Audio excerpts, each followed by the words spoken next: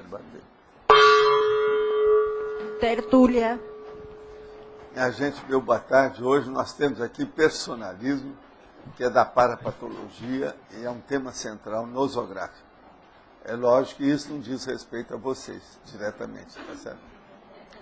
É a conduta ou procedimento da consinhoma mulher, referindo-se a todas as coisas a si mesmo, tendo a si próprio como ponto de referência de tudo, ocorrendo em torno do próprio ego, egão ou umbigão, fazendo predominar os interesses pessoais sobre os interesses coletivos. O individualismo construtivo, o personalismo destrutivo, o personalismo engessado pela emocionalidade, o culto de si mesmo, o micro-universo pessoal intoxicado pelo egão, a autointoxicação egóica, a intencionalidade centrípeta, o assodamento do indivíduo ansioso, o egão à flor da pele, as impulsividades subcerebrais, o personalismo do publicula, o individualismo exacerbado do líder, o umbigão do ditador, a adoração pessoal consentida, a veneração amaurótica, os megaconflitos da impulsividade, a consciência belicista, a deseducação dos modos. E por aí vai.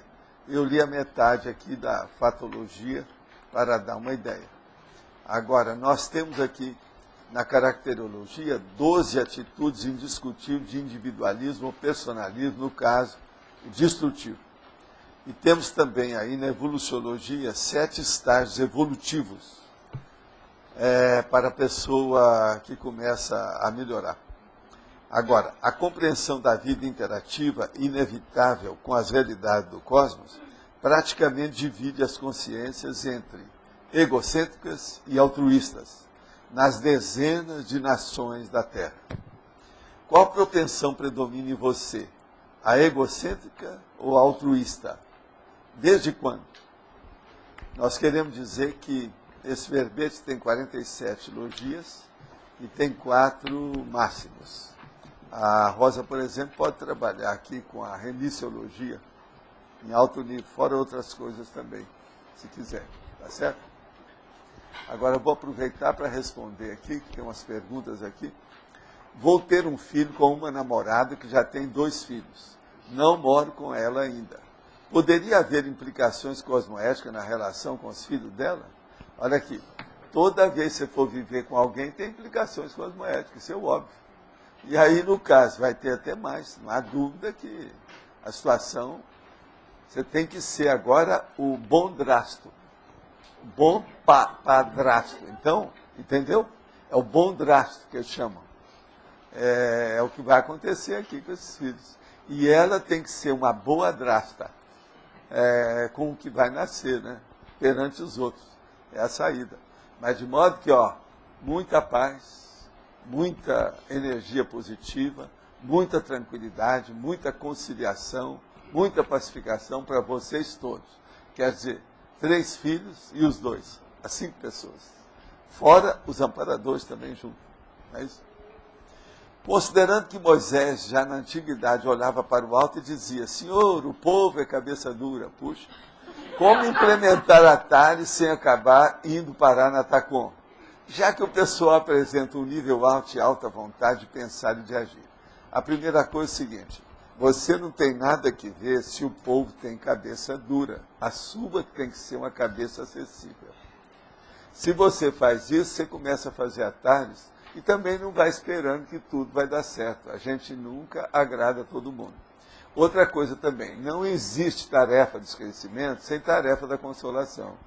Tudo começa pela consolação e depois é que ela culmina em alto nível com o esclarecimento, a informação mais elevada, evolutiva, enfim, o processo da elucidação do prioritário para a pessoa melhorar dentro da mega fraternidade. De modo que não fica desesperado com quem você ajudar. A gente vai ajudando, e ajudando aquilo que puder. Mas não fica esperando que tudo que a gente vai fazer, que vai ter resultado imediato, ou fazer com que a pessoa pense do jeito que a gente pensa. Isso não é assistência. Tarefa de esclarecimento não é fazer a cabeça da pessoa, não. É informar. Ela pega ou larga. De modo que eu aconselho, ou recomendo, ou indico, ou eu insisto com você no seguinte: ajude com o seu esclarecimento, principalmente dando o exemplo daquilo que você está falando. É a verbaciologia. Agora, não fique impressionado, nem não perca as esperanças, nem fica desanimado, se a turma fica só na TACOM e não quer saber da tarde. Agora, a única coisa que eu relembro para você é o seguinte: na hora que chegar num ponto que ninguém quer mudar, e eles querem insistir naquilo, e ficar estacionários, você dá um tchau e vai cuidar da vida, porque tem 6 bilhões e 300 milhões de pessoas na Terra. 6 milhões e meio. 6 bilhões e meio de pessoas. Tem muito mais gente para ser assistida. Esses que já estão lá parados, que não querem nada, você não vai perder tempo com eles, porque senão daqui a pouco você é cúmplice também da coisa errada. Tem que abrir o olho nessa condição. Uma outra coisa, eu estou vendo que aqui tem uns 3, 4, 5 médicos. Alguém sabe esse processo dessa ecografia, que isso aqui apareceu num jornal meu hoje, chama Opus Dei? Alguém já viu falar nisso? É em Foz. Aqui, ó, examina isso. Agora veja, fizeram uma clínica com o nome de Opus Dei? Eu nunca vi isso, eu não entendi.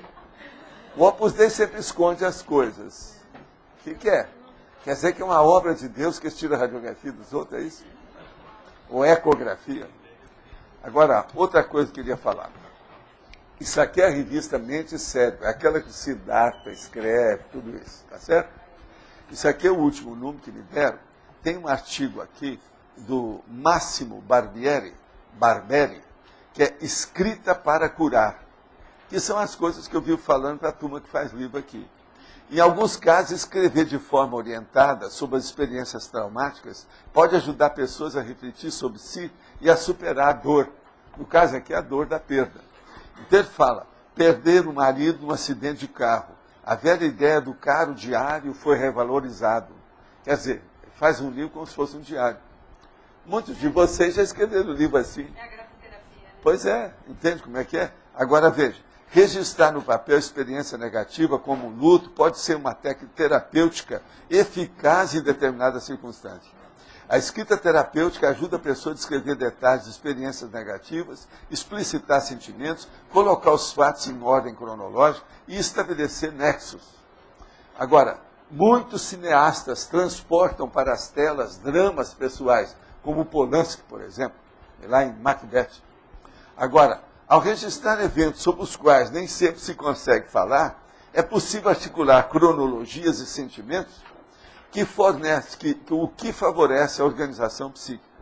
Agora, o artigo é muito interessante, fala aqui sobre os italianos que escreveram sobre esse assunto, e eu só queria lembrar, ó, aqui, no Brasil nós temos isso aqui, ó, Memórias do Delírio, em que o cara que é esquizofrênico fez as confissões do esquizofrênico, que é o Barros. Esse livro é violento, poderoso, muito sério. Existe uma outra, de uma americana, que escreveu também junto com os ingleses, que se chama Jameson, Uma Mente Inquieta, que eu já falei nisso em tertúlia há muitos anos aí, quando saiu o livro. De modo que isso aqui vem mostrar aquilo que eu falo com alguns autores e autoras que estão querendo escrever livro, para começar a mostrar primeiro a sua patologia. Isso vai ajudar. A pessoa superou, ela vai dar um exemplo para os outros. Se uma pessoa conseguiu superar de alguma doença, qualquer um outro da humanidade pode chegar lá. De modo que a revista vale a pena ver. Viu? Agora, é justamente o que eu venho falando há vários anos. Eles agora começaram a descobrir isso aí. Bom, estou gostando. Entrou na minha onda. Está no meu vácuo. Na fatologia, primeira linha, o individualismo construtivo. Na terceira linha, o amor próprio exagerado. Gostaria que o professor explicasse a relação entre os dois acima com a estima saudável. O caso todo é o seguinte, vamos entender. O individualismo construtivo, ele existe em certas situações. Por exemplo, é o processo daquela pessoa que defende os outros, da família, defende a posição dele. É o que eu estava falando aqui um dia desse, aí umas 2, 3 tertúlias, sobre o processo da autopromoção, no problema do esclarecimento. Isso é individualismo construtivo. Eu mesmo falei que às vezes eu tenho que ser autopromotor, mas não sou igual J. Cristo, foi uma hora autopromotor da vida, e nem vou falar que é as loucuras dele, que eu sou a luz do mundo, que sou o caminho, verdade e a vida, entende? O lábaro da esperança, isso é loucura. Agora, outra coisa, o amor próprio exagerado. O amor próprio exagerado, a coisa existe mesmo, e isso aí às vezes é problemático. Tem gente, por exemplo, que tem um amor próprio, uma autossuficiência exagerada, principalmente dentro da risco-mania. Por exemplo, o caso do padre que sumiu é uma prova disso. Ele confiou demais em si mesmo. Outra coisa, não sabia nem mexer com o GPS, aquela coisa que estava lá, eu vi na televisão chamando o povo. Quer dizer, uma situação difícil. E isso é um amor próprio, não é só exagerado, é patológico. É uma pessoa que está com muita confiança em alguma coisa, que transcende os limites do próprio corpo. Nesse caso aí, a pessoa está sendo antissomática, está indo contra o próprio corpo. Os nossos corpos têm limites físicos, a gente não pode fugir disso. De modo que aqui, nesse caso, a autoestima saudável, ela é uma necessidade. Agora, o personalismo que nós estamos falando aqui é o problema patológico propriamente dito. É esse personalismo que caminha, que nós estamos vendo aqui no Brasil, por exemplo, que tem aí uma proto-ditadura em andamento. Isso é personalismo. Se examinar. O excelentíssimo senhor presidente Chávez, da Venezuela, é um caso de personalismo quase que patológico. Sim.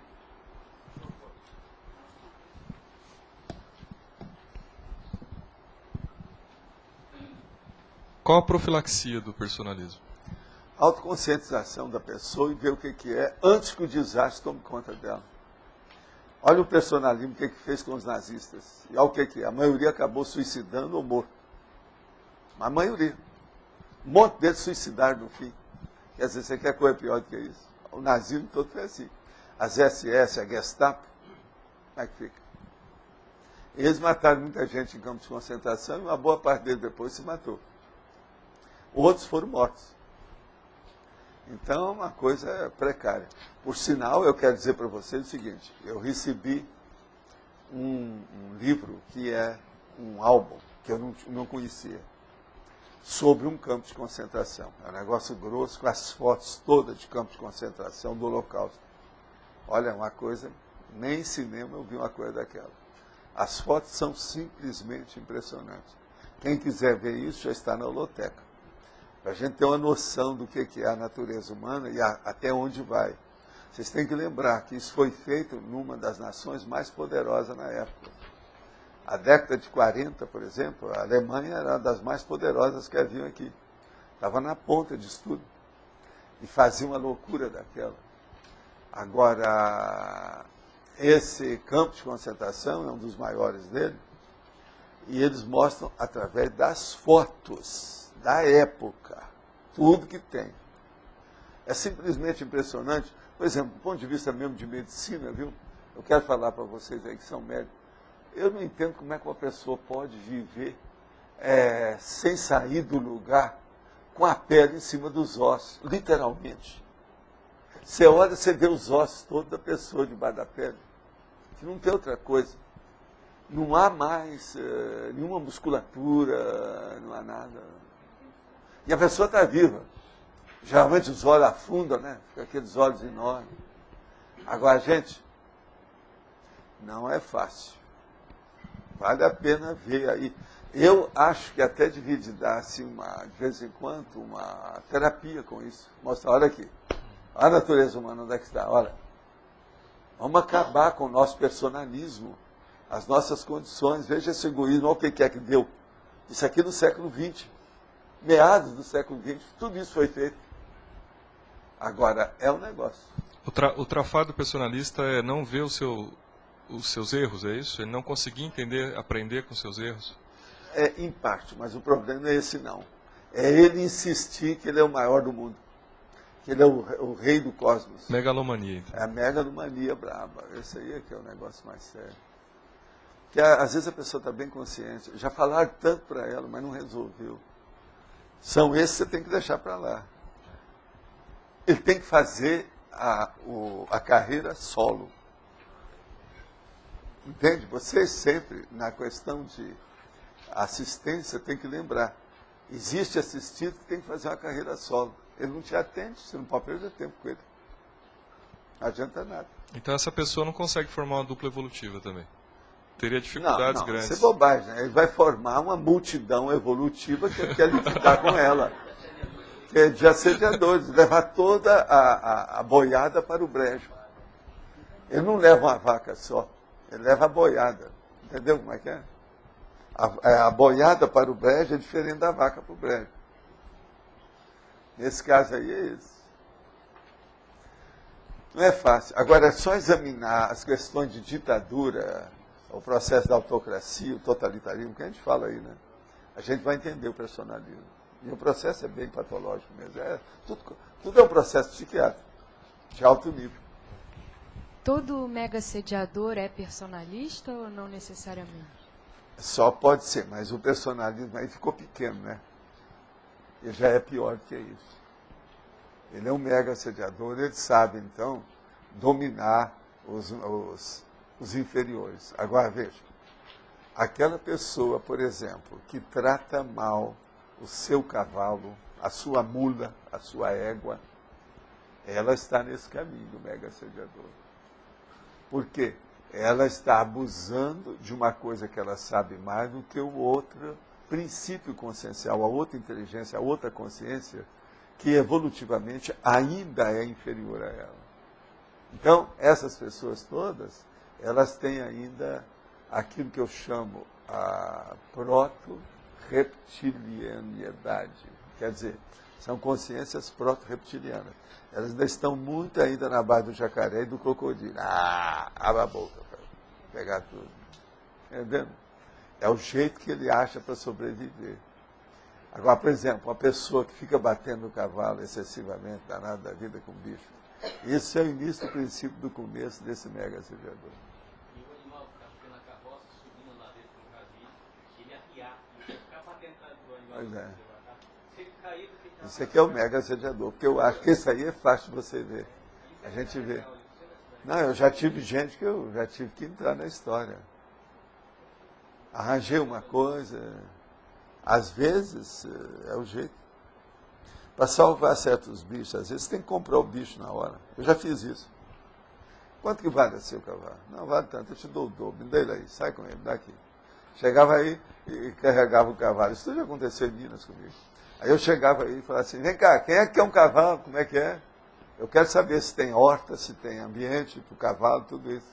A gente dava o cavalo na hora, você liquidava o assunto. Agora eu falar com o cara, se você passar por aqui, um outro cavalo, e você estiver fazendo isso, a polícia vai atrás de você. Só para assim, ó, dedão no nariz do cara, para mostrar para ele.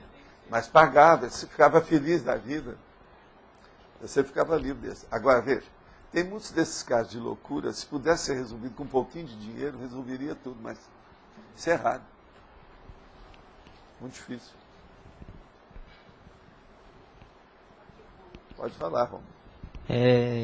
Aqui na fatologia, na terceira linha de baixo para cima, você colocou que a causa das acariações grupais cosmoéticas. Você pode dar um exemplo aqui? A causa das acariações, a maioria é devido ao personalismo. Observe. Você já participou de alguma? Como ouvinte, ou assistente, ou telespectador, ou qualquer coisa? Já, mas não no sentido aqui grupal. Aqui ele está falando de acariações Sempre grupais. é grupal. Pois é grupal. Grupal é quando tem mais de uma pessoa. Tá. Quando você Na falou minha grupal, terra, eu pensei que grupo era mais. com 3 pessoas já é multidão. Eu achei que era mais, assim, um número maior. Não. Isso aí é a multidinha que eu falo. É o grupinho. Grupinho, grupúsculo e grupelho. Está entendendo? Já é uma multidão. Sr. Valdo, o fato da pessoa ter dificuldade de aceitar uma assistência ou até fazer autoassistência é um tipo de personalismo. Certo. É isso? Depende. Cada caso tem que mostrar como é que é. Tem pessoa que tem um orgulho demais, né? Outra hora tem uma vaidade enorme. Ela não admite nada. Ela quer ficar. Ela quer...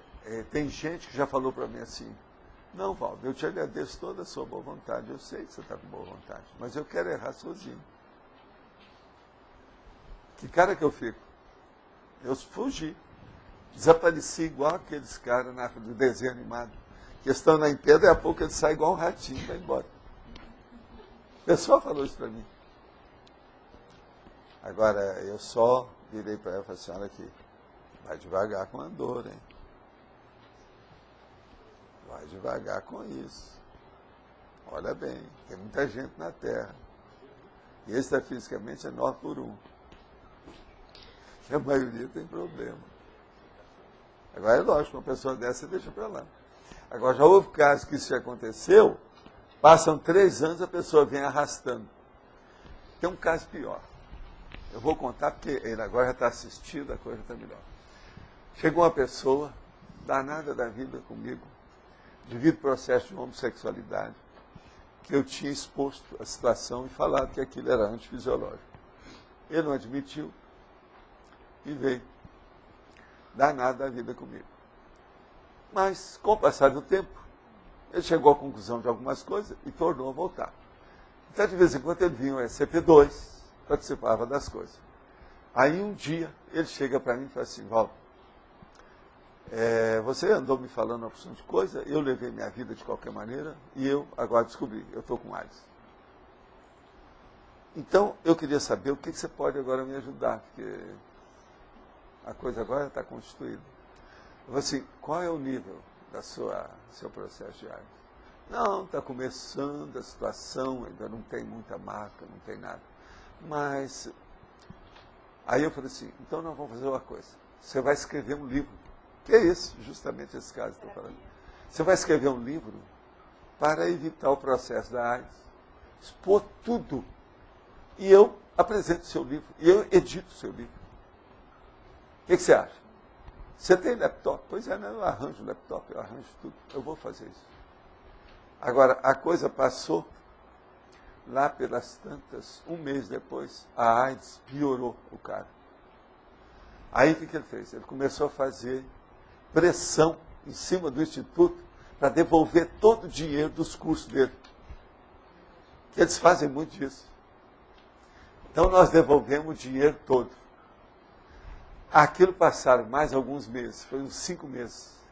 Quando um dia eu vou fazer uma palestra pública, chega um senhor e eles pedem para entrar com uma pessoa numa cadeira de rodas que tinha vindo praticamente numa ambulância. Era ele.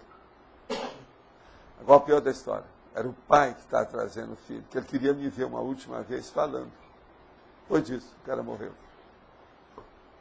Agora, eu nem tive chance, porque tinha tanta gente lá, aonde eu estava falando, é outro lugar, lá na área dele, que não deu nem jeito de falar umas últimas coisas para ele. Eu só conversei com o pai, porque o pai tinha entrado antes dele entrar. E ele ficou numa cadeira de roda em cima. Foi. Você estava lá na hora, você viu que estava do lado esquerdo de quem entrava, ele ficou lá em cima porque não deu para entrar. O pai dele é que levou ele lá. Agora veja, ele reclamou, foi contra o Instituto, ele foi contra todo mundo. Tudo que ele podia, ele foi contra. A hora que ele viu que a AIDS ia acabar com ele se revoltou. Agora, quando ele descobriu a AIDS, eu tinha falado disso tudo, ele falou assim, vamos levantar seu ano, você pode fazer, vamos trabalhar com isso agora. Agora, o que é engraçado é que aparentemente ele não tinha nada. Mas eu insisti com ele para levar o negócio a sério. Meses depois o negócio instalou tudo. Ele nem estava andando mais. O negócio graçou tudo, a gente não sabe o que é que tinha. Eu nem fiquei sabendo os detalhes, eu só sei que depois o cara morreu. Porque já estava no fim. Foi. Agora, por aí vocês veem o que é. A minha intenção, por exemplo, era ajudar. Eu mesmo estava fazendo força com ele. Falei que ia apresentar o livro, a gente ia publicar. Agora, depois disso, ele se revoltou contra tudo. E a primeira coisa que revolta é contra aquele que estava ajudando antes. É assim. Você está entendendo? A vida é assim. Eu já contei também o caso daquela outra pessoa no Rio, por exemplo, que era uma senhora que ela estava desenganada. Quando ela descobriu que estava desenganada, a situação estava precária, uma amiga dela me pediu, nós fomos lá e limpamos o ambiente dela. Tiramos os assediadores, o povo do passado dela, com os amparadores, né? Eles deram a limpeza. E eles ficaram felizes da vida, a família toda feliz, e tudo certo. E a dona, vamos dizer, no corredor da morte. Aquilo é há pouco tempo de vida. Agora, nesse ínterim, eu viajo, vou para o exterior, dar curso nos Estados Unidos, Europa, aquela coisa. Quando eu volto, a minha amiga chega para mim e diz, Valdo, tudo aquilo que nós fizemos, que os amparadores fizeram, tudo deu um revertério enorme. A dona está no fim, mas ela ficou pior, contra a morte, contra os outros, contra a vida, contra o universo, contra tudo. Mudou, transfigurou tudo. Eu disse, não, então a gente vai dar um pulo lá. Eu falei assim, ó, o melhor é não ir. Porque está todo mundo até com medo dela. Mas por quê? Ela não pode sair da cama. Ela pode sair da cama. Por causa do assediador. Então a dona morreu dominada pelo assediador dela. Tudo foi revertido, tudo piorou. Ela chegou num ponto de revolta absoluta. Então vocês veem, é a hora que a pessoa deixou alguma coisa na vida que ela não fez. É o caso do rapaz, é o caso dessa senhora. Entende? Essa senhora até que já tinha uma certa idade. Mas ninguém esperava aquilo na família. Agora, é uma pena porque o povo tudo conhecia. Essa minha amiga era amiga dela, praticamente da mocidade. Você está entendendo? Uma situação. Então vocês vejam, às vezes o processo mais sério é o problema da dessoma. Quando a pessoa vai no corredor da morte, na UTI, é aí que ela dá alteração. Entende? Mais séria. Ela mostra a realidade dela, porque ela está sepultando aquilo, estava cobertando a situação, fez uma inculcação do processo. E de uma hora para outra aquilo pode rebentar, vem a furo. Agora, são casos dificílimos para a gente ajudar. Mas a gente tem que insistir, fazer força, ir lá com calma, paciência. Eu, antes de viajar, eu fui na casa dessa moça lá umas 3 vezes, até limpar tudo. Todo mundo está tão feliz.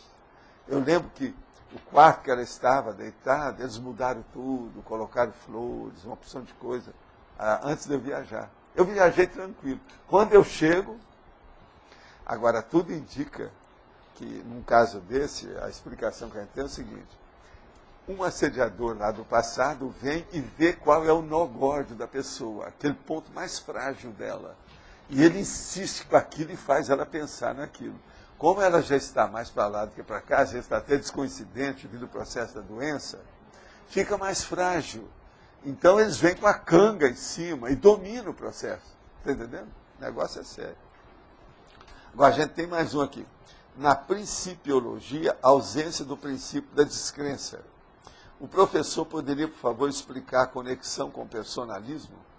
O processo todo é o seguinte: a ausência do princípio da descrença. Se uma pessoa, por exemplo, ela tem o princípio da descrença, isso que eu quero explicar, o personalismo. Vamos ver se fica claro. O que acontece que é o princípio da descrença? O princípio da descrença fala o seguinte: não acredite em nada que eu estou falando, nada que você lê, nada que dizem a você. Faça a sua experiência pessoal. Então, por exemplo, na questão do personalismo, faça a sua experiência. Se você continuar com o seu personalismo, o que acontece? Você vai quebrar o nariz, você vai aprender. Então, falta o princípio da descrença para a pessoa ter personalismo. Ainda não estudou a si mesma. Ela não fez uma autoconsciência terapia. Ela não fez uma autoconscienciometria. Ela não se avaliou. Quando a pessoa se avalia, ela não vai ser mais personalista. Ela sabe que ela deseja ser, nesse ponto, ou ela vai querer ser, uma mini peça diante de um mecanismo assistencial. Vocês estão entendendo a diferença de uma coisa com outra? Então, veja, na principiologia, aqui o que nós queremos dizer é isso: a ausência do princípio da descrença. A pessoa está muito crédula. Nesse caso, qual é a crença? A crença no egão dela. Ela está dando muita força para si mesma, o próprio umbigão. E aí é que a vaca vai para o brejo. Mas o que é que você queria falar?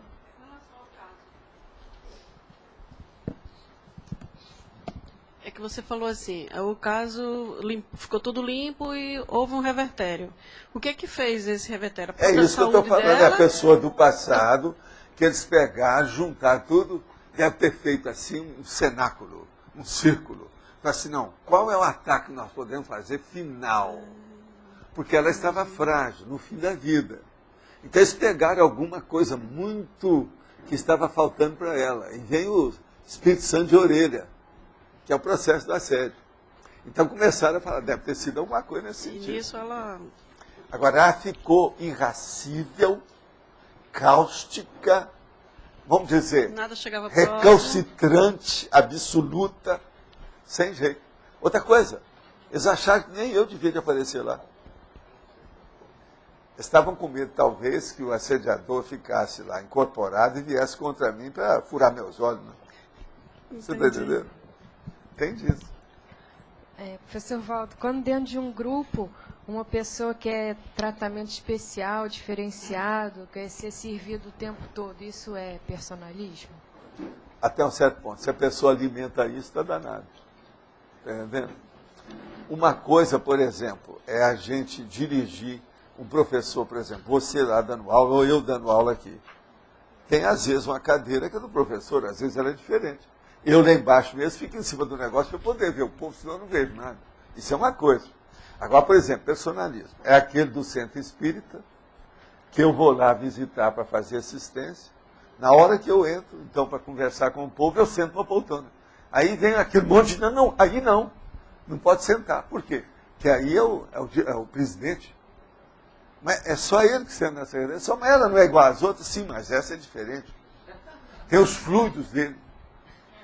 Isso é personalismo. Você está entendendo? Eu, por exemplo, aqui, ó, quem quiser sentar na minha cadeira, à vontade, tá, gente? Não tem nada que ver com isso. E holobiograficamente, assim, que tipo de atividade que a pessoa já passou, assim, para ter esse tipo de postura? Quase sempre é o processo belicista, né? Ela foi líder dentro de um problema bélico muito forte. Você olha que eu estou falando de belicismo aqui. A consciência belicista, a deseducação dos modos, os mega conflitos da impulsividade. Isso é porque a pessoa ainda não tem ainda uma consciencialidade grupal, né? Aquilo que a gente chama da grupalidade. Ela não chegou numa grupalidade cosmoética, vamos dizer, razoável. Tem lógica isso? Agora, com o tempo a gente vai vendo esses casos em todas as áreas da vida humana. Isso ainda existe muito, é muito mais comum do que a gente pensa. Pode falar. Aqui, É você? professor, na caracterologia, Sim. interprisiologia. Quem Número 10. atua hoje repetidamente em modo impulsivo e se arrepende de novo amanhã, ampliando as interprisões do grupo kármico. Como Tem eliminar? muita gente ainda assim. Sim. Quando é jovem, a gente até que entende. Mas como uma eliminar? pessoa madura, a gente não entende mais. Como eliminar de vez a impulsividade nas ações? A própria pessoa é ela calar a boca e não fazer nada. É aquilo que eu falei, morde na língua. É uma boa. Para segurar, é o único jeito. Agora, tem que fazer, né? Muita auto-organização, se disciplinar, olhar bem o que pensa, o que sente e cortar as impulsividades. O problema todo é precipitação, impulsividade, o assodamento, como a gente fala aí. Isso é que é o difícil. Agora veja, uma pessoa adulta que faz isso mostra que aquilo vem da parte, vamos dizer, da mocidade dela. Então aquilo já são muitos anos. É um mau hábito que ela criou e aquilo consolidou, sedimentou. Esse aí, às vezes, é muito difícil. É a pessoa que tem que fazer muito esforço.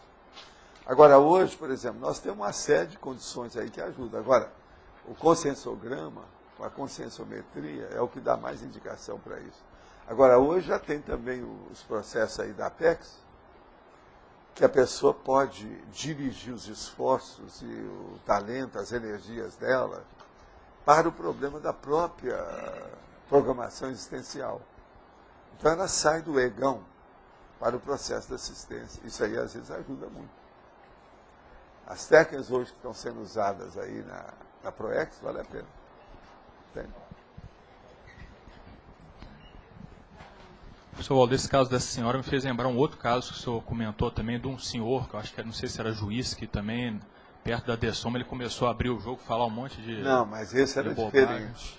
Esse caso foi lá de Pedro Leopoldo.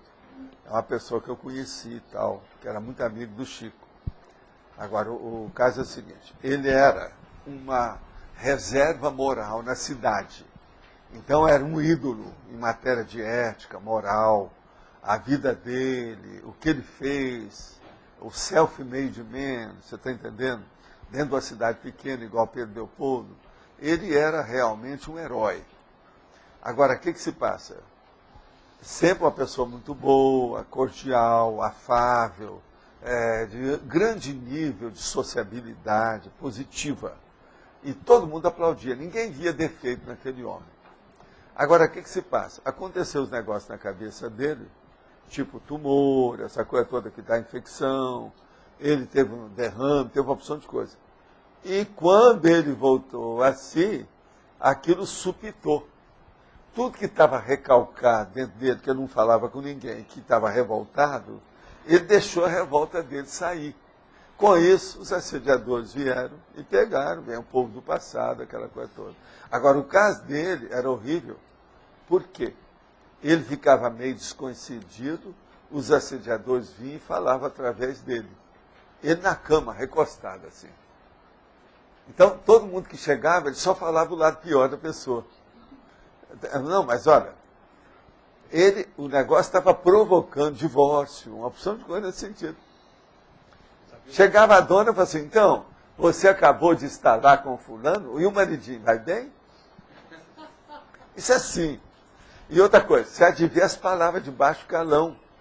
Aquele homem que ninguém nunca ouviu ele falar um palavrão. Agora, o negócio chegou num ponto que o que é? Os médicos então viram aquilo, porque isso aí tem até síndrome que eles mostram, tem vários nomes para isso aí. Que eles proibiram visitas. Não, aí não deve entrar ninguém. E deixaram enfermeiro lá com ele o tempo todo, tomando conta. Mas nesses dois casos tem a condição de, no final da vida, logo antes da Dessoma lá, a pessoa, os assediadores montarem ali na pessoa, né? É. Agora você veja, muita coisa devia ter sido feita que ele acobertou. Se fosse uma vida realmente do jeito que todo mundo pensava, não teria essa chance. Você está entendendo? A chance ocorre quando há algum precedente. Senão não teria. Agora, professor, o que eu queria entender assim, tanto num caso quanto no outro, ocorreu esse fato de, logo antes da Dessoma, a pessoa dar a brecha grande lá para os assediadores. Se essa condição, depois que ela Dessoma, ela piora a condição da consciência quando o caso, da por consciência, exemplo, no caso, dessa senhora lá, piorou, porque ela já estava dominada por eles. E o homem que está com isso, não tanto, porque o processo dele está perturbado por causa da cabeça. Fisiologia. Pode ser que ele tenha recobrado imediatamente. Agora, ele foi assistido depois que morreu. Nós mesmos tivemos tinha um mérito lá da história. Agora, o caso dessa senhora, não. Essa aí eu não vi. Porque depois eu tornei a viajar e não fiquei sabendo o que houve. Eu perdi de vista. Por exemplo, se ela tivesse dessomado logo depois daquela limpeza que os amparadores deram, vamos supor que acontecesse, teria sido melhor para ela. É aquele negócio do encaminhamento. Como é que você faz? Acolhimento, uma instrução lá, orientação, depois encaminhamento. Ela teria entrado no encaminhamento. Agora, do jeito que estava lá, não teria nem acolhimento, não tem jeito. Eles não permitiram nem que eu chegasse lá. Já pensou isso fisicamente, como é que fica isso? Amparador não tem vez, vai chegar ali. Agora, esse é o fim da vida, né? O processo da dessoma, a dessomática, aquilo que eu chamo hoje de dessomatologia, é o estudo do processo do fim da vida. É que eu tenho observado algumas pessoas que vão envelhecendo e elas vão ficando amargas, né? E vão só... Bom, não, é aquilo que eu falei aqui um dia desse. Coisas, agressivo. Na terceira idade a pessoa já mostra se ela já vai ser o bom velhinho ou aquela pessoa que é casca grossa ou carne de pescoço que ninguém quer chegar perto. Entendeu? Ou é uma coisa ou outra. Eu já escrevi sobre isso faz mais de sei quantas décadas. Tem artigo meu, tudo publicado sobre essas coisas. Que é o processo da gerontologia, né? dentro do fim da vida, que hoje tem o negócio, o morrer, a morte e o morrer, o estudo da tanatologia. Esse aí é o estudo da tanatologia. Professor, aqui, ó. Na fatologia, na sexta linha de baixo para cima, os exotismos, qual a relação com o personalismo? Deixa eu ver onde é que está isso. Sexta linha de baixo para cima.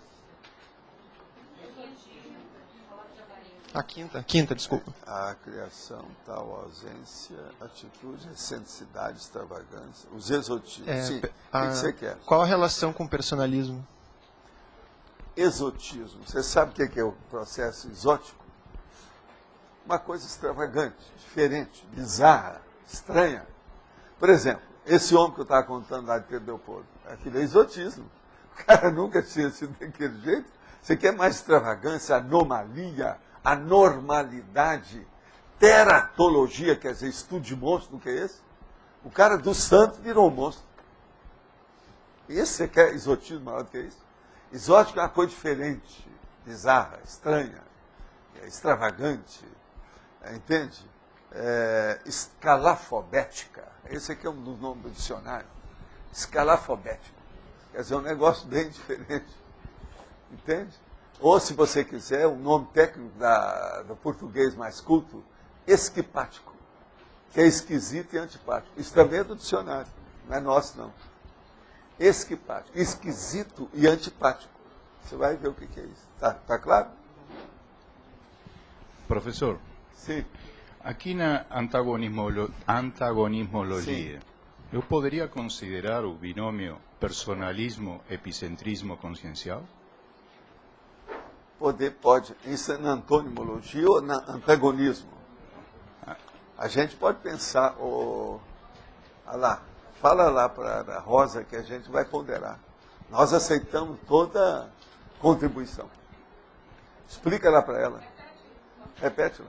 O personalismo, epicentrismo consciencial.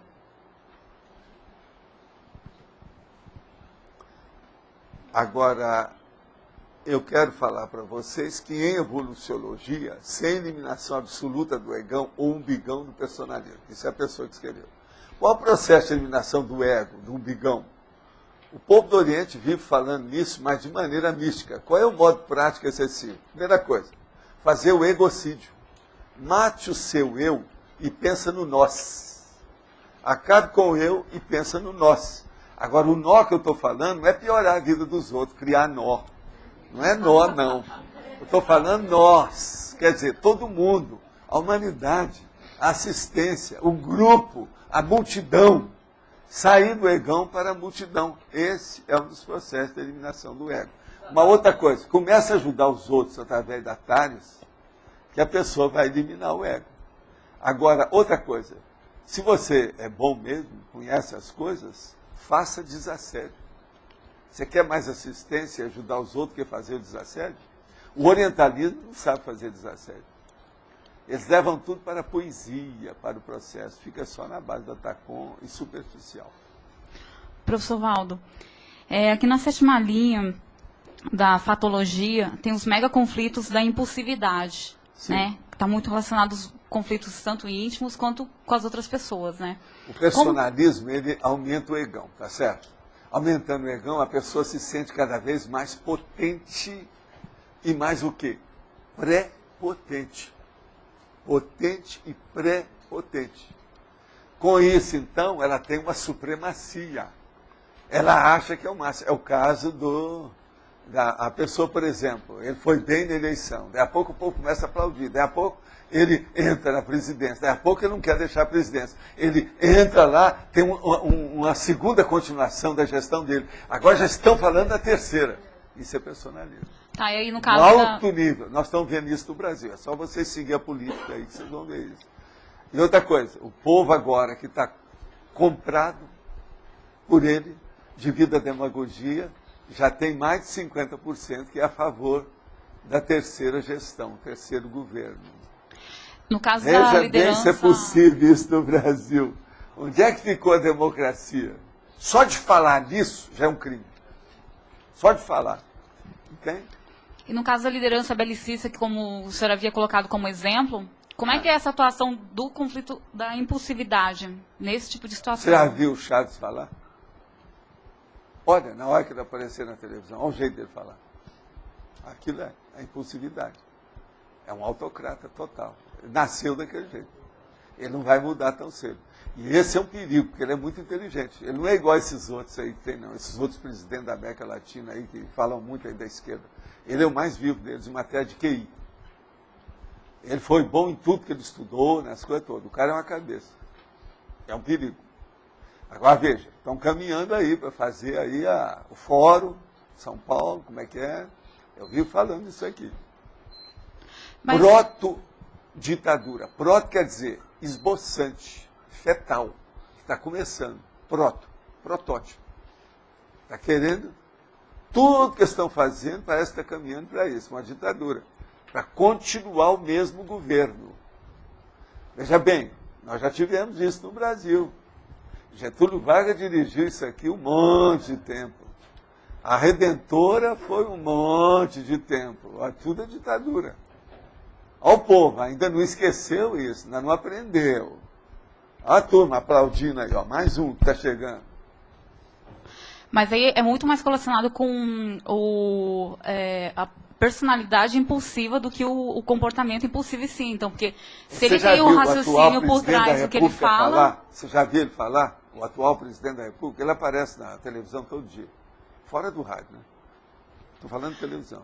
Tá, mas vê se ele é precipitado. Olha o modo dele falar. Veja. Agora, veja o Chaves. Esse é melhor ainda. Agora, ó. E o Fidel Castro, que falava 9 horas em seguida? Eles falam que eu sou verborrágico, sabe? Eles não viram isso daí. Então, mas se ele tem se ele tem um nível de intelectualidade... mas se ele tem um nível de intelectualidade, tem estudo, ele tem também um planejamento das coisas que ele fala, né? Não, está tudo planejado para fazer uma ditadura que ele não quer dirigir a Venezuela. Ele quer dirigir a América. Isso é diferente.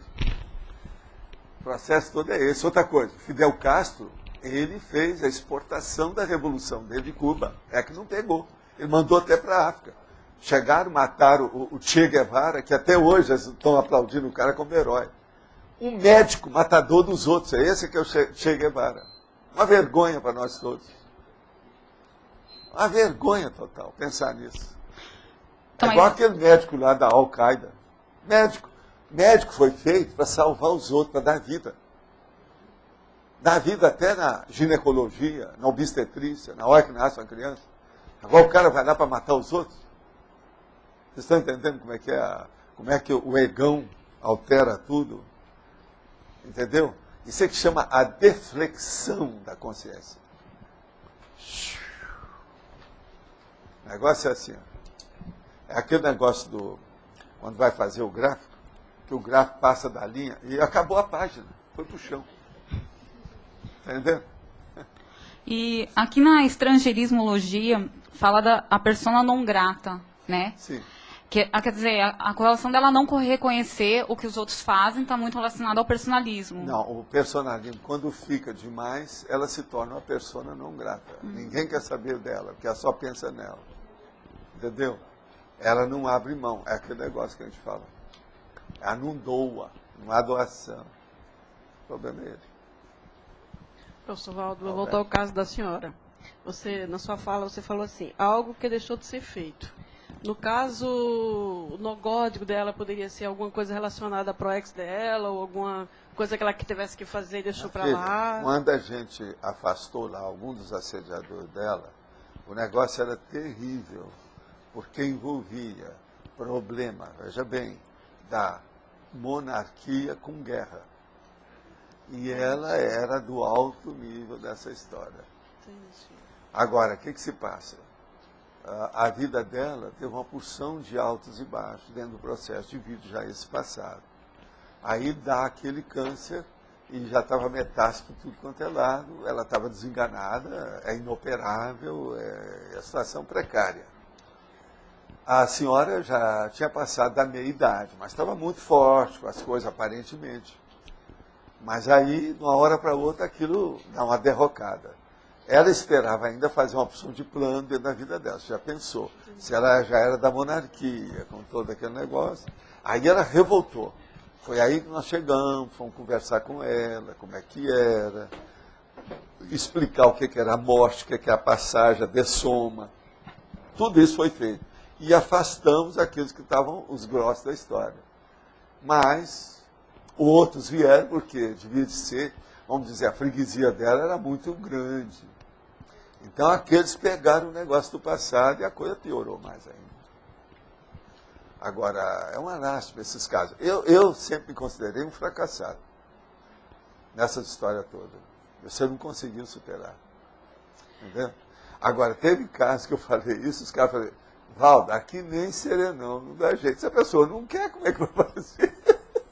Nós, pré-serenões, temos que tirar o cavalo da chuva aí e desistir. O que vai fazer? Fazer a retirada da laguna.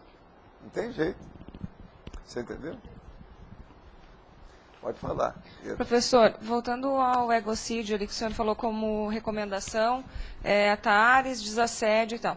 Eu estava pensando nisso, não teria que ser ao mesmo tempo, fazendo atares e o desassédio, procurar superar alguns traços que a gente tem, que são prioritários no primeiro momento? Não, mas isso aí já está superando um traço. Se uma pessoa começa a fazer assistência, tem a opção de coisa dela que ela já abriu mão. Ela já está trabalhando com isso. A assistência, gente, é a primeira terapia que tem. É a interassistencialidade. É ajudar os outros. Já é um servição que a pessoa já está fazendo.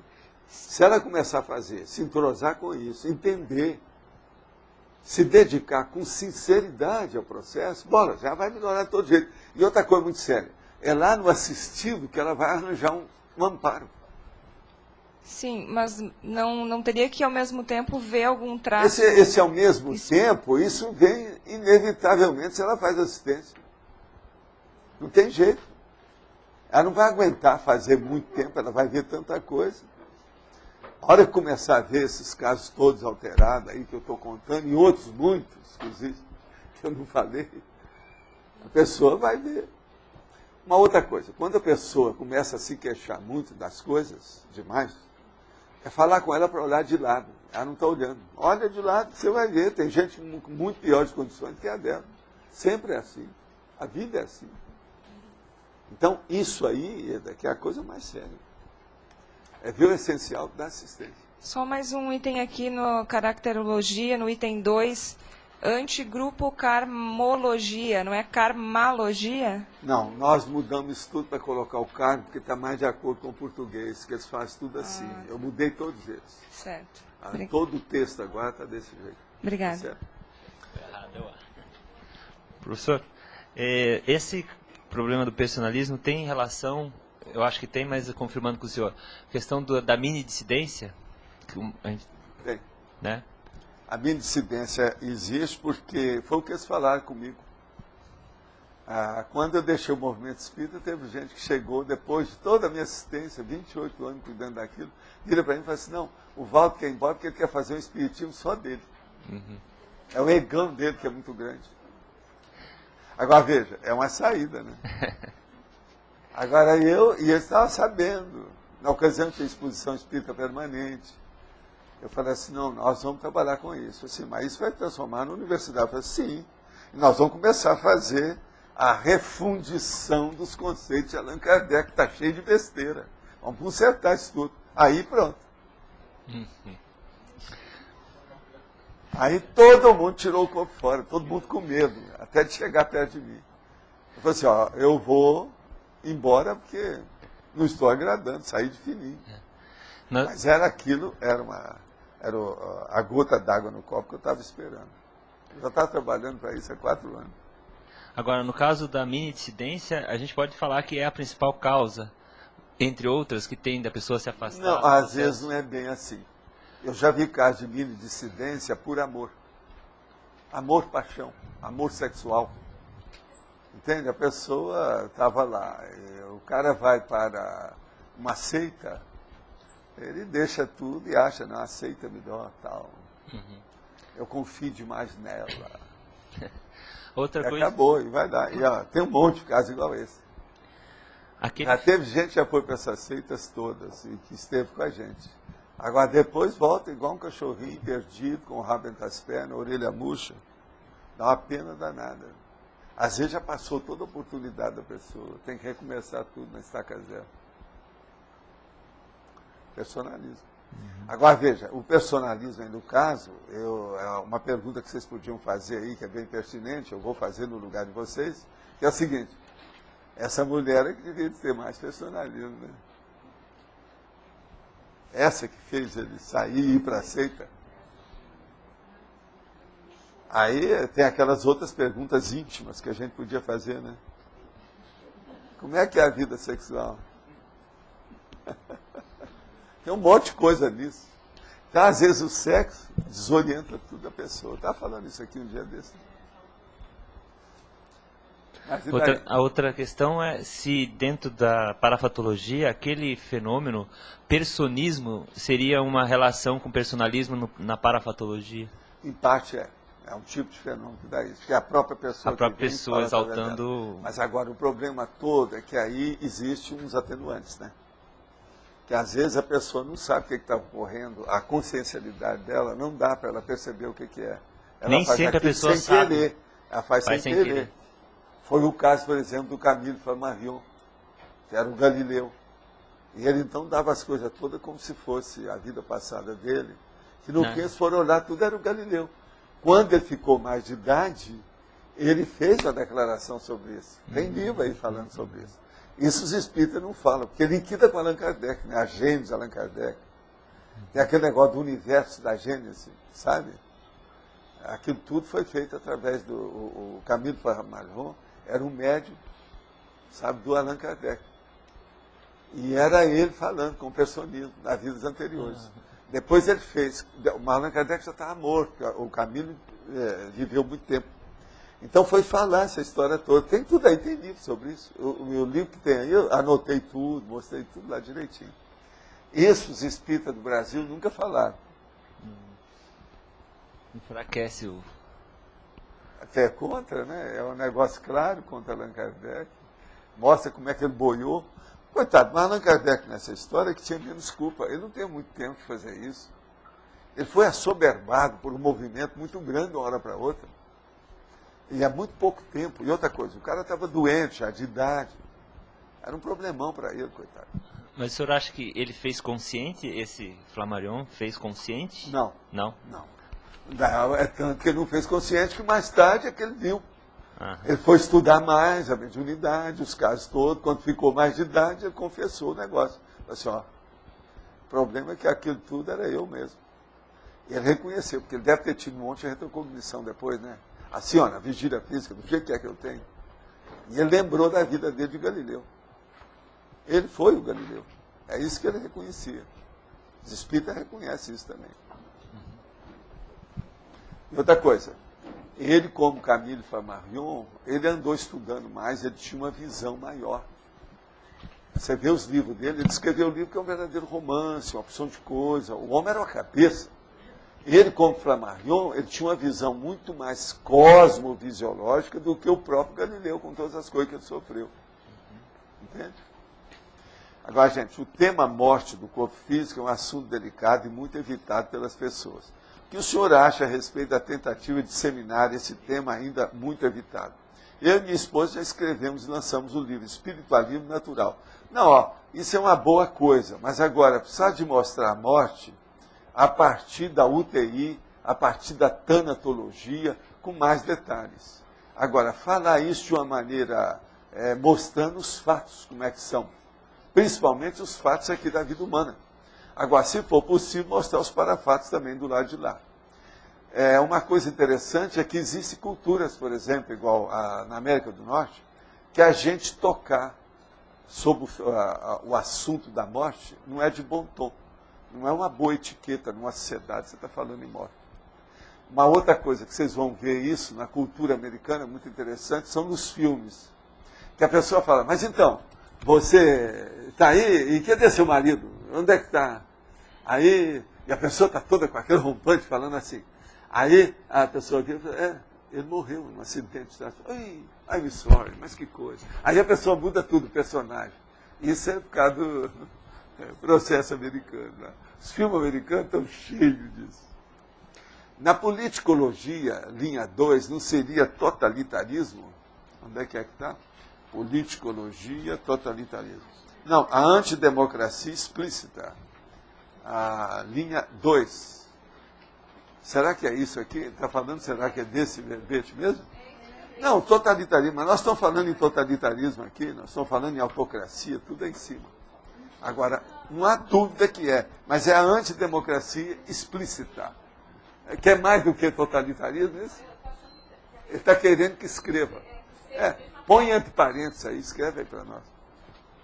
Qual a relação entre personalismo, narcisismo e autoestima? Olha, personalismo é aquela pessoa que quer determinar as coisas da vida através do seu egão. Narcisismo é aquela pessoa que exalta o seu egão de tudo quanto é jeito. E autoestima é aquela pessoa que sabe o valor que tem e sabe conservar esse valor na hora que precisa. São três coisas parecidas, mas diferentes. Vamos olhar isso com calma. Muitas vezes na tertúlia, o senhor comenta que foi em algum lugar e fez uma limpeza no local ou demonstra a expansão das próprias energias aí no salão. A pessoa que chega nesse estágio de domínio das energias, quais são os passos e empenhos na vida que ela fez? Assistência, estudo profundo, seriante, tudo isso e mais alguma coisa. E outra coisa muito séria, arrastar debaixo da cerca de arame. Fazer o mache-mache. Eu fiz muito mache-mache. Entende? Então, fazer força naquilo que pode. Entende? E até hoje nós estamos nessa. Até hoje a gente está nessa. Até hoje nós estamos recebendo aquelas meninas lá do Nordeste, aquela tal, que vem me falar aquilo. Então, e eu não posso falar, me poupe, eu não posso falar. Não posso chegar também para o povo antes e falar, eu não nasci ontem. Não adianta, não. O EV ajuda a eliminar o personalismo? Olha, o EV ajuda uma opção de coisa. Agora, se a pessoa começar a praticar o estado vibracional e começar a fazer assistência, lá pelas tantas, o personalismo dela praticamente é desmontado. Não tem jeito. Mesmo que ela tenha, ela não vai ter cara para enfrentar isso com o tempo. A assistencialidade, ela elimina essas excrescências do problema do egão. Então a coisa muda. Agora, quase sempre o personalismo, o problema da energia nasce no umbilico chakra. A coisa é muito forte. Então é um problema animal lá de baixo. Isso aí tem que subir. Quando ele começa a fazer assistência, o processo vem tudo para o corono chakra, para o fronto chakra, a situação toda é aqui. Se ele fala muito, como é o meu caso, começa a vir pelo laringo chakra, etc. Então, sai dos Países Baixos e vem para as coberturas. Essa aqui é a situação do processo que a gente tem que entender. Quem é que está aí com o microfone? Não tem ninguém? Como diz o menino, acabou? Opa, pode falar. Queria que você falasse na masculinologia, na página 37, sobre o alpinista social. O alpinista social. O alpinista social é aquela pessoa que é capaz de tudo para crescer dentro do processo social. Isso chama alpinismo social. Então, ela quer escarpar, ela quer, vamos dizer, subir no Himalaia para ser socialite ou qualquer coisa. Por exemplo, o Novo Richa, isso, aquelas personagens lá do Rio que vocês conhecem, da Barra, aqueles negócios todos. Você está entendendo como é que é? Faz parte do serviço. O alpinismo social é isso. Agora, tem umas coisas que é bom a gente falar. Por exemplo, o cara dura, o papagaio de pirata, o penetra na festa, todos eles estão dentro desse contexto do alpinismo social. Uma outra coisa muito séria é o seguinte, aparecer em todas as mídias, se for possível, o mais depressa possível, isso é alpinismo social, entende? Arranjar um jeito de aparecer nas fotografias da turma socialite, e por aí vai. E nas festas, é o furão, tem vários nomes nisso, é o fura-fila, todos eles são desses. O senhor ontem falou de umbilico chakra e sexo chakra, uma ligação entre eles. Hoje o senhor está falando do umbilico chakra e personalismo. Qual que é a profilaxia do umbilico chakra, professor? A maioria tem bloqueio no umbilico chakra. A maioria dos elementos da humanidade. É mais de 51%. Então o processo é mexer no estado vibracional, por isso que eu falo muito em energia. É o jeito. Agora, por exemplo, não adianta mexer se a pessoa tem um sexo desvairado ou alterado. Sexolismo, como eles gostam de falar hoje. Ou sexista, como o americano gosta de chamar. Sexist.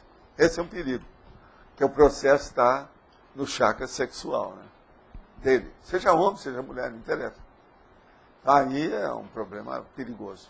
Por exemplo, uma grande cafetina, essas que aparecem internacionais, nos Estados Unidos, na Europa, agora tem várias que apareceram, levaram até uma na cadeia agora recentemente. Aquilo é personalismo do mais alto grau. É uma prostituta que começou a dirigir as outras dentro do lenocínio. Quer dizer, eu estou falando sua linguagem, lenocínio, presta atenção. Então, aí o negócio muda tudo. É muito pior esse personalismo, é um dos mais bravos que tem. Então, é uma liderança patológica de alto nível. Entendendo? É o caso, por exemplo, da cafetina. Eu vi isso na televisão agora, levaram a dona nem não parece, né, nada disso. Ela parece até uma dona de casa, o jeito dela, é impressionante aquilo. É impressionante essa personalidade. E ela sempre recusou que ela seja isso. Mas tem tudo já provando, a natureza humana é assim. Você mostra tudo. Não adianta. Não vi, não gostei e não quero saber. Entendeu? Tem gente assim, né? Mas o que mais? Eu tenho percebido algumas experiências ali no laboratório de EV, e quando você faz uma assimilação pelo umbilico chakra, você aumenta o bem-estar. Você fica numa condição mais eufórica, vamos dizer. O processo é esse mesmo? Às vezes é. É porque aí vai mexer com o problema da emoção, né? Mais séria.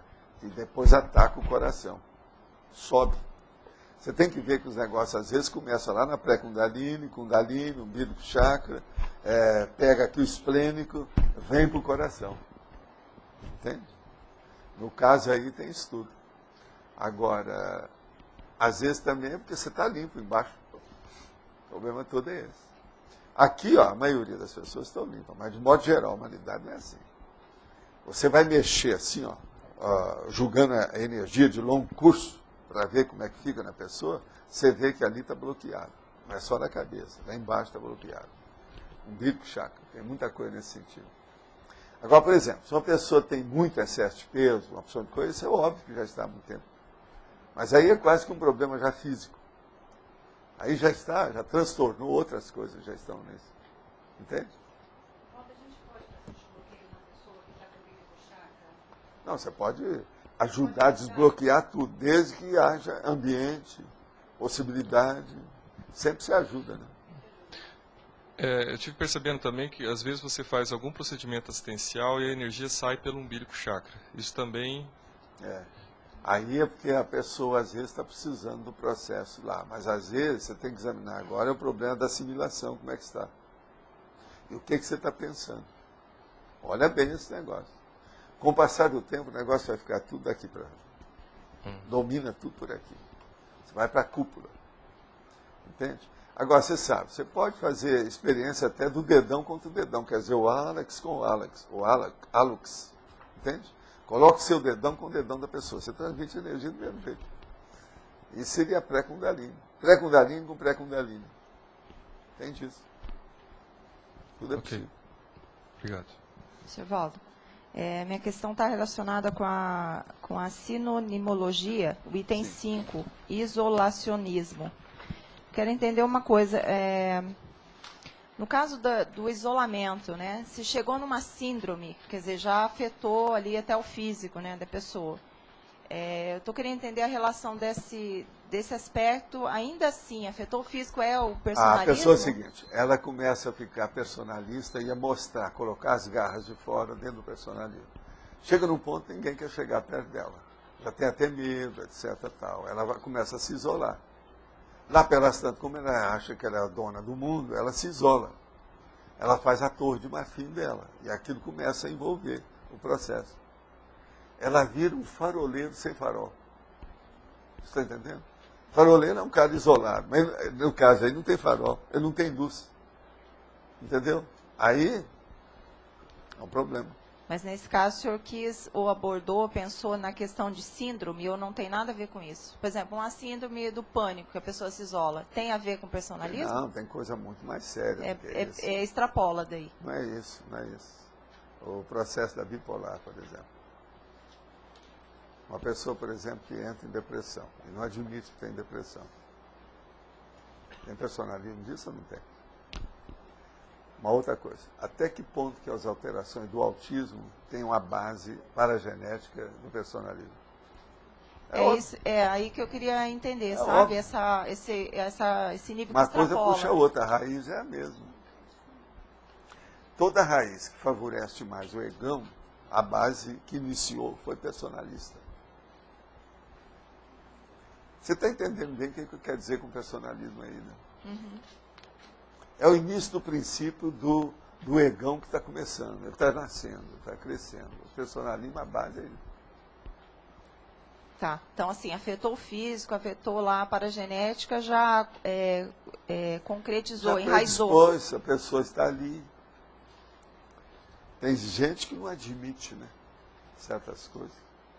Tem gente que não admite pela vaidade, o orgulho dela, não admite aquilo que o médico chegou e falou para a pessoa. Ela não admite aquele diagnóstico de modo algum. Não, eu não sou isso. Daqui a pouco ela entra em crise de novo. Entende como é que é? E o meio da gente assistir é O só... doente mental, de modo geral, por exemplo, ele não admite que é doente mental, de cara, assim. A maioria. Pois é. É um problema. E o jeito de assistir é processo Assistir, energético. fazer o que for, vamos ver, vamos ajudando. É o que faz. Tá certo? Professor, numa situação que uma pessoa ela tem filhos fora do casamento, aí anos depois ela dessoma e aí as filhas começam a brigar por causa da herança, mas a briga chega a um ponto de uma filha roubar dinheiro da outra e aí elas param de se falar e a situação vai ficando bem complicada. Como que faz para resolver isso? Primeiro, na minha terra, falar com o Sérgio, que é da barra do tribunal. Tem que levar as coisas para a justiça, né, e ver o que faz. Eles estão fazendo agora isso, é bom você ver as revistas dessa semana, estão falando do ACM, na Bahia, que está todo mundo brigando uns com os outros. Tem mãe, tem filho, tem tia, tem o diabo a quatro, cada fortuna do cara. Agora tem dinheiro fora do Brasil, é isso que eles estão mais de olho. Então não tem como resolver, Agora né? tem deputado no meio, tem tudo. Professor, então não tem como resolver. Tem que deixar de Não, lado. aí o problema mais sério é de quem deixou o bolo. A culpa principal é de quem dessomou. Mas aí ele não... Pois é, e ele deve estar lá assustadíssimo com isso. Acorde um, acorde outro e não tem saída e tal. Foi um rolo que deixou para trás. Então, veja, o dinheiro, o patrimônio, os bens da pessoa, em vez de ajudar, criou a dissensão, quer dizer, a guerra, a cisão, a cisânia, como eles falam. Isso aí é terrível você pensar uma coisa dessa. E está cheio de gente assim. Que a pessoa acha que não vai morrer, né? Então ela não se prepara. Ela não distribui os bens. Isso aí é um problemão. Quando tem bens demais. Agora, no caso da política, quase sempre eles não gostam de fazer isso, porque senão a pessoa acha que já está distribuindo os bens porque vai morrer. Ele não quer isso, que a política é contra ele. Segundo, ele também não vai querer mostrar os bens reais que ele tem. Que aquilo vem a furo, vem para a mídia. Então, o político é uma droga. E o político, a pior coisa, além dos bens, tem uma coisa antes, pior ainda, que é a saúde. Ele está com a doença e não trata, porque senão o povo vai achar que ele está muito mal. Ele acaba morrendo, é o caso do Tancredo, um monte desses caras. O Brasil já teve vários, assim, deputados, senadores desse jeito. Não, professor, você está falando da política, mas eu estou falando da minha família. Porque você está Pois é, mas tudo é política. Eu sei, mas a assim, política da tanatologia, eu sei, modo de morrer. Mas assim, diante dessa situação que eu vejo acontecer, entendeu? Não tem o que fazer, então. Tem que deixar. A primeira coisa, você abençoa. Fica com a turma do deixa disso. Ajuda tudo que você puder. Agora, uma palavra muito boa que eu quero lembrar a você, que é bom você falar lá todo dia com todo mundo. Chama-se acordo.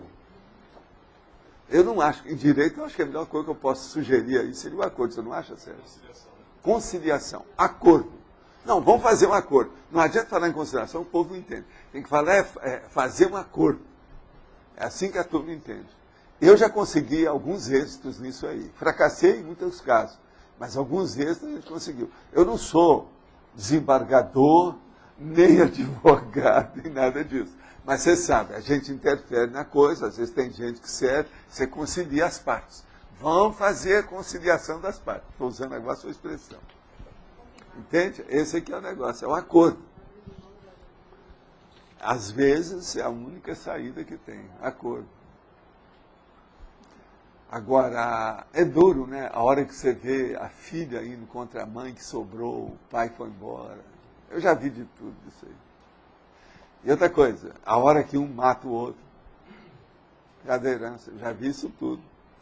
No interior, você sabe, às vezes a conversa chama-se gatilho, né? A palavra que sai é gatilho. Então, é um problemão. Eu já vi isso tudo. Interior do Brasil. Mas, ô, Pedro, você quer falar? Faz favor.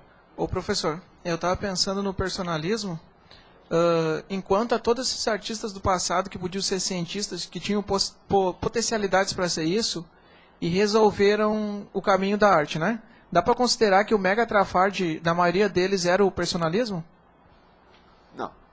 Isso aí é difícil de falar, né? Você está querendo Mas, que eu generalize? Sim, generalizar. Agora, um percentual bom, né? Sim. Bom. Um bom percentual. Não há dúvida que é. Porque o artista, você sabe, ele tem um egão maior do que o edifício que ele mora. Né? Sim. Isso faz parte do serviço, porque senão... Agora, cientista, ele não aparece nada e está todo mundo contra ele, quase sempre. Entendeu? Mas tem cientistas Você está vendo artistas esse também. povo das células tronco aí, como é que eles estão passando a ter? Sim. Entende? Agora, a vida é dura. Não é fácil. E no caso deles... Tanto para um quanto para outro. Né? Precisa de ver cada caso específico.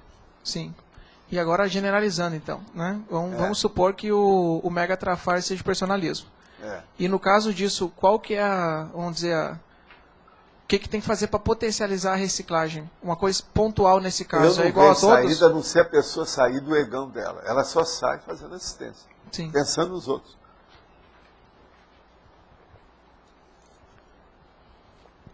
Se você vê alguma saída, você me fala, eu não vejo. Tem que sair do castelo do egão. O forte Knox do egão. É um forte. A pessoa está lá dentro encastelada. Ela tem que sair daquilo, abrir as portas para o mundo fraternalmente. O personalismo fecha isso.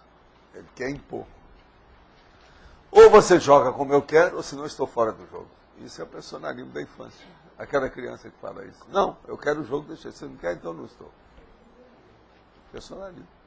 Mesmo na assistência, ele nem consegue pensar no outro. Ele está fechado aqui. Pois é, não, mas é por isso que precisa assistência que começa ele a pensar nos outros. Eu não pensava. Um cara personalista não pensa nos outros. O egão dele está na frente de tudo. Sim. Caminho, então, direto é o egocídio, então não tem... Igual você vê. O processo é patológico, de alto nível. Todo mundo que é personalista demais é isso. Agora, veja, eu quando falei aqui hoje, eu estou falando sinceramente, é literal. Esse tema não é para a maioria do nosso povo aqui, não. Todo mundo tem mais personalismo, senão não estaria aqui. Aqueles que tinham personalismo caíram fora. Cadê a Cris? Qual é o percentual do povo que foi embora aqui de Foz? 12%? Por aí, né? É 12%. Alguma coisa devia. Em 2%, talvez 6% é de personalismo. Sim. Sr. Valdo, no caso do retomador de tarefa, quando ele começa a entrar no surto de regressismo, a causa pode ser esse processo do personalismo? Uma das causas pode ser, mas Pode a gente ser. não pode falar que sejam todos. O caso tem que ser estudado, né? Tem que ver como é que é. E nesses casos... Há muitos problemas, às vezes, que são de família. É um processo de sobrevivência. É um problema que a pessoa quer alcançar uma independência econômico-financeira, fazer um pé de meia. Tem muita coisa que, às vezes, é uns desvios que a pessoa não se preparou para aquilo. Às vezes, isso não é personalismo, depende do que é. Tem que examinar. Mas um percentual, às vezes, acentuado, pode ser sim. Por exemplo, já houve um caso que a pessoa se afastou. A gente, então, dá um jeito, ajuda até, faz passagem, viagem, tudo isso. A pessoa vem, examina, mas aí já tinha passado alguns anos, tudo cresceu demais. Ela começou a ficar a pessoa menor perante os outros. O egão não dava para se equiparar mais, né? Até ajustar, aquilo demorava demais. A pessoa então deu tchau a segunda vez. Isso tudo já aconteceu conosco, inclusive em Foz, né? Não é preciso falar aí que alguns aí que acompanharam sabem desses casos todos. Agora, do nosso lado, nós fazemos o que a gente pode. Você ajuda. A pessoa ainda recebe aquela ajuda, fala, não, eu mereço, está tudo certo. Tudo isso a gente já viu agora, não faz muito tempo. Entende? É agora depois do ano 2000. Não, eu sei o que o senhor está falando. Agora, nesse caso, vamos supor que a pessoa ela não esteja muito aberta para receber aquela assistência naquele momento. E quando ela começa a perceber esse gap, aparece o surto. A pessoa tende a se retrair. Qual a melhor forma de ajudar? Sem impor, sem ser arrogante, sem ter orgulho, sem fazer estupro evolutivo? O problema, quando é um caso desse, quase sempre a pessoa já está muito ciosa do que ela está fazendo. Ela é muito autoconsciente, ela é lúcida. Então o problema é deixar para lá. Se ela tocar no assunto, como foi esse caso, quem tocou no assunto, a iniciativa de voltar foi dela. A gente não vai atrás. Você deixa para lá, porque não vai perder tempo com isso. Se a última vez cortou tudo do lado dela, quer dizer, quem fechou a porta foi a pessoa, você deixa para lá. Tem outras pessoas, né? Vamos ajudar quem quer, né? Ou quem pode, ou aquilo que a gente pode socorrer. Fazer o trabalho, né? Para não deixar a peteca cair, né? Agora, veja, uma pessoa dessa, nesses casos assim, ela está fazendo o trabalho dela. Só que tem que é um trabalho aquém de todos os potenciais que ela tem e aquilo que ela veio fazer. Então, de qualquer maneira, ela está no acostamento, entendeu? Professor, estava aqui refletindo, um dos travões da gente escrever, fazer essa tare, seria o personalismo também, né? A produção escrita, isso pode ser um dos travões. O personalismo maior aí é devido à pessoa do orgulho dela de não querer receber heterocrítica. Isso. Porque quem escreve sempre vai ter heterocrítica, ela está se expondo. Uma pessoa que escreve, ela está pondo as entranhas dela na rua, né? Está mostrando tudo, seja quem for. O estilo mostra a pessoa e acabou, e é ela que está falando, aquilo é assinado, tem um nome. Então tem pessoa que não gosta disso. Ele não quer se expor. Agora, isso não é todos os casos. Você tem que lembrar disso. Por exemplo, às vezes é o contrário, justamente o contrário. Justamente o contrário. Justamente o contrário. A pessoa não quer aparecer de modo algum, porque ela acha que isso é inferior a ela. Você entendeu? Então ela está numa situação pior ainda. Entendi. Entende? Isso de escrever, não, que coisa baixa. Ai! Você está entendendo como é que é? Entendi. Já vi isso tudo. Sim. Entende? Na hora que ela vai escrever, ela está dando um processo para o público. O público tem todas as classes, até a classe F. São os leitores. Eu não vou perder tempo com essa ralé. Ai. Você entendeu? Já vi isso tudo. Professor, outra questão aqui na fatologia, tem um ponto aqui, acho que é 1, 2, 3, 4. A 8ª linha é a criação habitual de constrangimentos. Queria que você comentasse sobre isso. A pessoa faz isso sabendo ou não? Fatologia está do lado direito. 8ª linha aqui. A criação habitual de constrangimentos? Isso.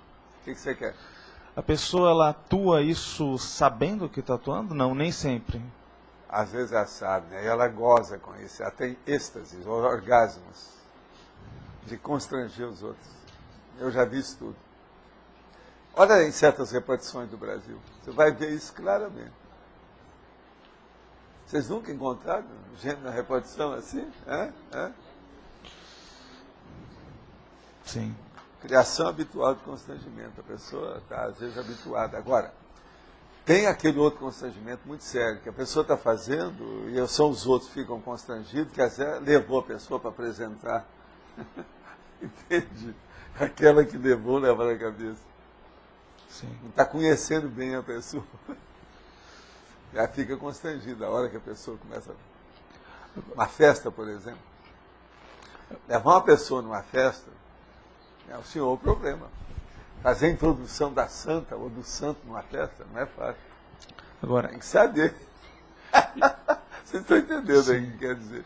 Agora, já que a gente está falando de personalismo, eu lembro que uma vez você expôs sobre aquela questão dos múltiplos egos, né? Sim. E vamos supor que a pessoa ela se encontra num contexto que ela muda a situação, ela quer mudar realmente, fazer a reciclagem. Né? Essa mudança de ego, ela vai reforçar um ego já utilizado antes e vai procurar tirar o máximo disso? Não, aí depende do que ela quer. Mas se ela quer fazer uma reciclagem, geralmente ela não vai fazer isso. A tendência da pessoa que quer fazer uma reciclagem, ela tem que ter um bom percentual de sinceridade nisso. Sim. Se tem, não é bem isso. Não é por aí. Agora, o que é difícil é que, às vezes, se a pessoa não é consciente do personalismo excessivo dela, isso é um problema. Agora, ó, estudar o personalismo, de modo geral, é só você pensar na grupalidade. Qual é o índice de grupalidade de uma pessoa? Por aí você vê o nível de personalismo dela. A tendência do personalismo é a pessoa ser egocêntrica e não grupo kármica. Então, muda tudo. E o personalismo é uma coisa muito infantil, porque é o egocentrismo infantil que permanece fixado na adultidade, na maturidade da pessoa. Por isso que é personalista. Uma criança, por exemplo, ela ser personalista até um certo ponto, às vezes é falta de educação. Sim. Ela está crescendo. Agora, um adulto é diferente, que já está consolidado. Agora, eu tenho assim uma vaga lembrança, né? Não é uma retrocognição efetiva, mas uma vaga lembrança de uma seguinte situação. Eu vendo um planeta, um contexto diferente, mais harmônico, e eu querendo estar ali e não podendo. Ou seja, tendo uma frustração de não estar ainda na situação ideal. Certo. E aí, não, isso... Mas você pode ter visto na intermissão lá, nas visitas de outro planeta, isso tem muito disso. Aqui tem vários que já passaram por lá. Justamente eu tenho esse sentimento de tipo... São as excursões interplanetárias. Isso. É a profilaxia do personalismo, ou seja, essas imagens, essas cenas, vêm justamente o que deve ser desestruturado, né, para alcançar talvez... Não, ali você também, lá no fundo, a hora que você viu, que às vezes você pode ter visto até personalidade que você conhecesse, que esteja numa situação que é melhor que a sua, dentro do ambiente que é melhor do que o seu. E às vezes você via para onde você viria, que é aqui, enfrentar a gente, tal, ficar aqui com a gente, né? Essas raposas que tem aqui e tal. Isso tudo deve ter mexido. Porque você tem que lembrar, quando a gente estava no curso intermissivo, dentro dessas discussões, esse trabalho todo, esses workshops, esses processos práticos, a maioria de nós todos estava com a lucidez máxima. Todos os cons estavam em funcionamento. Isso tudo pesa na balança. Né? Você captava a coisa assim, ó, na hora. E aqui não.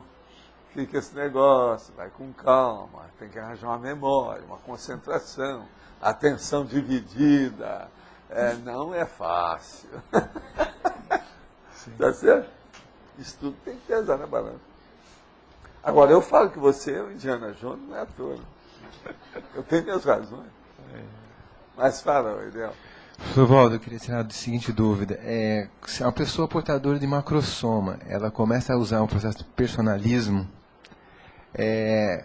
pressupõe que a pessoa que tem macrosoma, ele teve um merecimento. Esse merecimento, ele assistiu alguma coisa. E por que a pessoa, mesmo com macrosoma, pode cair nessa situação? Tem coisa muito pior do que isso. Tem gente com macrosoma que não quer admitir que não tem macrosoma, porque senão ele tem que deixar de ser personalista. E outra coisa, já falaram isso na minha cara.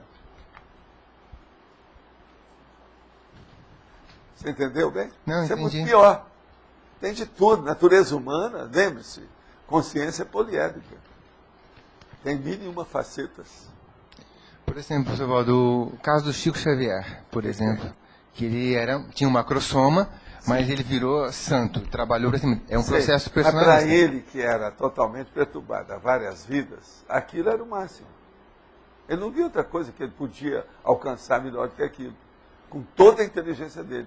O QI dele, consciente intelectual, de alto nível. Ele raciocinava. Olha, em matéria de mineirice, foi um dos caras mais mineiros que eu já vi na minha vida. Ele ganhava aquele que joga o Alckmin, que era considerado, não é esse da de São Paulo, não. Tinha um de Minas, que era considerado o maior, o Alckmin. Esse que era o mais da mineirice. Ele era mais que esse negócio todo. Agora, nunca enfrentou certas coisas. Já pensou? O Chico Xavier nunca deu uma aula. Na vida dele toda. Ele nunca chegou a dar um curso. Ele sempre era um médium que não queria aparecer lá embaixo, para virar a santificação. Então, esse negócio da santificação é uma coisa terrível. Agora veja, no caso dele, ele era fora de série. Ele foi completista com isso aí. Na fritada dos ovos, está tudo a favor dele.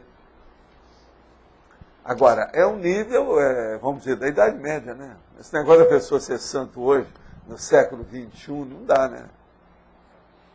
Não dá mais, né? No século XX, a pessoa ser assim, estava deslocado, extemporâneo, fora do tempo, do espaço. Aqui, professor. Eu estava pensando assim, querendo ampliar mais assim nos outros verbetes, né? Esse aqui é da parapatologia. E eu estava pensando aqui o seguinte: o senhor sempre coloca que nós somos gênios, né? Sempre que nós temos. E daí eu pensava assim, seria no caso para nós fazermos a reciclagem, para nós nos curarmos das nossas patologias? O quê? Usar essa inteligência, essa genialidade, seria colocar, vamos dizer assim, todo esse potencial para reciclar, para o sadio? Não, tudo que nós fazemos é isso. Nós usamos a nossa lucidez para acabar com a nossa falta de lucidez. Tudo na vida é feito assim, evolução é isso. Tá certo? Sim. Agora, eu falo que nós somos gênios por quê? Nós já não somos mais barata, não somos hiena, não somos mais raposas. Muito embora tenha umas raposas humanas, mas não é bem assim. Pois é, mas a minha, então, veja, questão... a gente já está. Outra coisa, já admitimos que deve fazer assistência, já admitimos que já tem energia consciencial, já é alguma coisa. Isso é uma genialidade na Terra, onde tem tanta gente com PhD, os PhDivas por aí. Mas então seria usar pro lado sadia, porque nós já fizemos muita bobagem em outras vidas. Mas eu considero vocês que vocês estão aqui preponderando o lado melhor. O que é isso? Eu não penso nisso. Se eu fosse pensar, eu estava perdido. Eu ia mudar de endereço. Está entendendo? Mudar de endereço. Ou mudar a minha residência. Quer dizer, mudar o domicílio. Não estou aqui. Me inclua fora de vocês. Professor, voltando ao que o senhor estava falando antes, na explicação para o Sérgio, das energias, eu não entendi. Quer dizer que depois de um tempo a gente vai perceber mais a questão energética mais na cabeça, nos chakras superiores? Sim. Você vai perceber tudo através do seu processo da vontade. Essa vontade você vai sentir que o negócio sai do encéfalo. A base de tudo é aqui. Agora, até chegar lá, você vai sentir isso aí indo para cima, depois vem o fronto chakra, com a coisa toda. Agora, chega num ponto que você defasa. Aí você fica descoincidido na hora que vai mexer com energia, aquilo defasa tudo. Você está... eu estou aqui. Então eu faço isso. Aqui, minha coisa toda não está saindo do dedão, não. Está saindo daqui. Estou aqui. Então eu faço isso.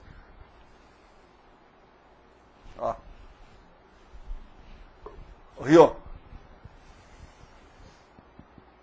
Sente alguma coisa? Ô, Rui. Eu geralmente coloco a mão assim para endereçar, para mostrar para a pessoa que eu estou lá. Mas não precisa de nada. Você está entendendo? Outra coisa, eu fico de costas aqui, e mexo lá no Eliel. Entendeu? Isso não interessa. Energia não tem tempo nem espaço. Mas nós temos que nos convencer disso. Não sou eu, não. Cada um aqui que tem que arranjar o seu convencimento. Você que tem que admitir, fazer força com isso. Na hora que começa, a pessoa vai começar a entender o que eu estou falando com o estado vibracional. Agora, por que o estado vibracional é difícil? Porque ele é fácil demais. Se a gente complicasse isso aí, e outra coisa, cobrasse, ia dar muito mais certo, ia até desenvolver mais de pé, mas não ia dar certo também, no fim. No início ia, no fim não. Por quê?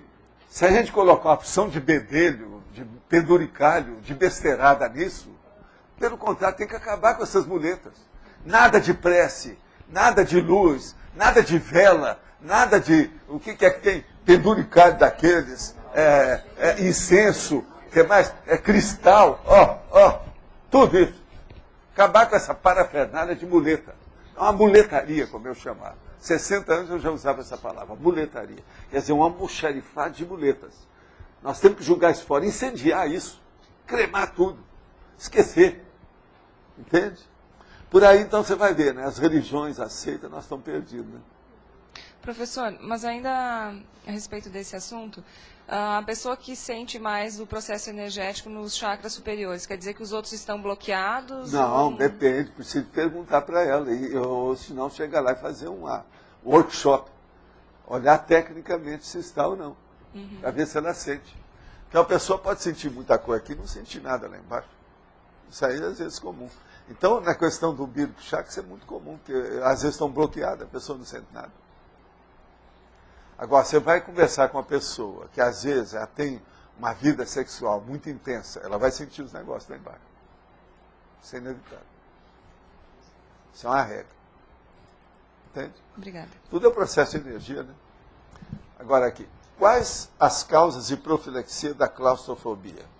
Olha, cada caso é um caso, se de ver, mas de modo geral é porque a pessoa passou mal numas vidas anteriores, às vezes até mais de uma, e sei lá o que não aconteceu, uma masmorrinha, entende? Alguma coisinha, assim, uma celinha, um pocinho, entende? E outra coisa, que alguém fez, né? Que não foi ela. Agora, a consciência terapia aborda essa questão, aborda essa e muito mais outras, é só ir lá. Como posso transformar uma condição de auto-vitimização e heteroassedialidade, reconhecida na hora em que ocorre, em isca existencial lúcida? O processo é o seguinte, você passa de perseguido e vítima, você passa de assistente que está procurando melhorar os outros. Então, o processo de mudar a intenção. Qual o melhor trabalho com as energias para criar essa condição? É ver exteriorização? Sim, principalmente pensamento positivo. Fazer isso conscientemente já seria um caminho para sair do personalismo? Sim, já é um meio caminho muito bom, muito sério e bom. Insista com isso. Personalismo tem relação direta com procrastinação? Olha, diretamente não quer dizer nada, não. Aí tem que ver o caso, se tem alguma coisa que ver. Procrastinar é empurrar com a barriga. Isso não quer dizer que tenha personalismo só, ou que é a causa de personalismo, ou que seja um problema mais sério. Não. Procrastinar é mais, às vezes, um processo de decidofobia. Isso é outra coisa. O outro dia entrei no estado vibracional tão ostensivo e isso proporcionou a saída do meu holossoma. Fui parar em uma cidade toda organizada dentro do planeta Terra e todos que lá se encontraram tinham uma forma humana. Será que existe essa cidade vista por mim? Ou é uma forma pensamento? O professor poderia clarear um pouco? Sim. A primeira coisa, você vai anotar isso tudo, anota todos os detalhes, sem exagerar nada. E põe a data disso no seu laptop. E deixa a vida correr. Se essas coisas tiverem alguma raiz, alguma coisa importante dentro da sua programação existencial, isso vai ficar claro, vai aparecer mais coisa e vai ficar tudo direitinho. Agora, ó, essa redação aqui eu não entendi bem, porque está falando aqui, todos lá se encontravam, tinha forma humana. Se isso será que existe essa cidade? Se tem forma humana, é bem possível que seja na Terra, qual é o problema? Eu não vejo nada demais nisso. Mas agora o caso é você procurar anotar e ver o que é que acontece. Nas questões, por exemplo, das experiências, principalmente de parapsiquismo, nós temos que lembrar 3 coisas sérias. Primeiro, tudo começa a acontecer com flash. dá aquela coisa, que já pode ser isso que aconteceu com você. Segundo, começa aquele flash juntar com outros, vira um episódio. Aí é um capítulo de uma novela, de um seriado. Agora, no fim, vem o seriado inteiro com vários capítulos. Isso é que dá na retrocognição, dá nos fenômenos com a pessoa, dá, enfim, nos processos de assistência, no desenvolvimento parapsíquico, na sinalética da pessoa. Tudo isso pode ocorrer nesse modo. Flash, episódio, história completa. Então, isso sempre é bom a gente lembrar, eu já falei aqui mais de uma vez, porque, de modo geral, a maioria das pessoas não pensam assim. E é importante. Isso aí, por exemplo, é um flash. Flash ainda é o início do princípio do começo. Um livro com 700 mil palavras, essa aqui são 10 palavras do livro. É ter uma noção, é mais ou menos isso. Professor. Pode falar. Boa tarde. Quem dessomou é responsável, foi a frase que o senhor utilizou há pouco tempo, falando a respeito da herança, que a pessoa Sim. que é responsável... Ela não preparou a pós-dessomática. Mas qual a responsabilidade dela pelas ações não equilibradas da família? Né? Ela é enorme, porque se ela é líder da família, ela conhece todos os elementos. Sabe quem é cobra, quem é raposa, quem é cordeiro, quem é santo. A vovozinha. Até isso. Sabe a vovozinha, o netinho, a netinha. Tá. Tá na cara, não tá? Não tem lógica, é isso? Não, até tem, mas é que se até as tem, criaturas estão se matando... Tem que ter. Sim, tá certo. Agora, eu te pergunto, cada caso é um caso. Vamos perguntar para ele por que não fez isso. Às vezes o cara morreu do coração de uma hora para outra, ele não tem culpa nenhuma. Sim. Agora, se ele morreu do coração de uma hora para outra e não se preparou, já tem de qualquer maneira uma tisna, né? Tem alguma coisa, né? Primeiro, morreu do coração de que modo? Suicidar o cara? Matar o cara? Ele morreu de morte morrida ou de morte matada? Tem que saber. O que você acha? Então, os casos são complexos, né? Morte morrida e morte matada são duas coisas muito diferentes. Suicídio e suicidado é muito diferente. Suicida e suicidado são duas coisas diferentes. Tem cara aí que eles falam que suicidou nada, que foi matado, os assediadores acabaram com ele. Aí tem muito atenuante, ninguém sabe como é que é. Tá certo? Professor, aqui. Sim. Pode falar. Qual é o tipo de registro paragênico do autismo? Como é que é? Você quer? O tipo de registro paragenético do autista. O autista? Que tipo de vivência ele já teve, assim, tipo de retrovida que ele teve que fez com que ele apresentasse essa... Frustração. Alguma frustração muito grande que fechou o cara em copas, ou a mulher em copas, hoje, né? Que varia. Essa frustração, então, fez com que ele ficasse muito dentro dele. Aquilo chegou a dar uma intoxicação grande, que a paragenética alterada prejudica a genética, e às vezes os afins se atraem, lá dentro já tem aquela paragenética também de outros elementos, tudo alterado, a árvore genealógica está toda um pouco apodrecida, cheia de gados alterados, aquilo piora mais a pessoa. Então você vai ver que tem muita genética, que não é só a genética que fez, né? Há uma paragenética que também tem afinidade com as outras.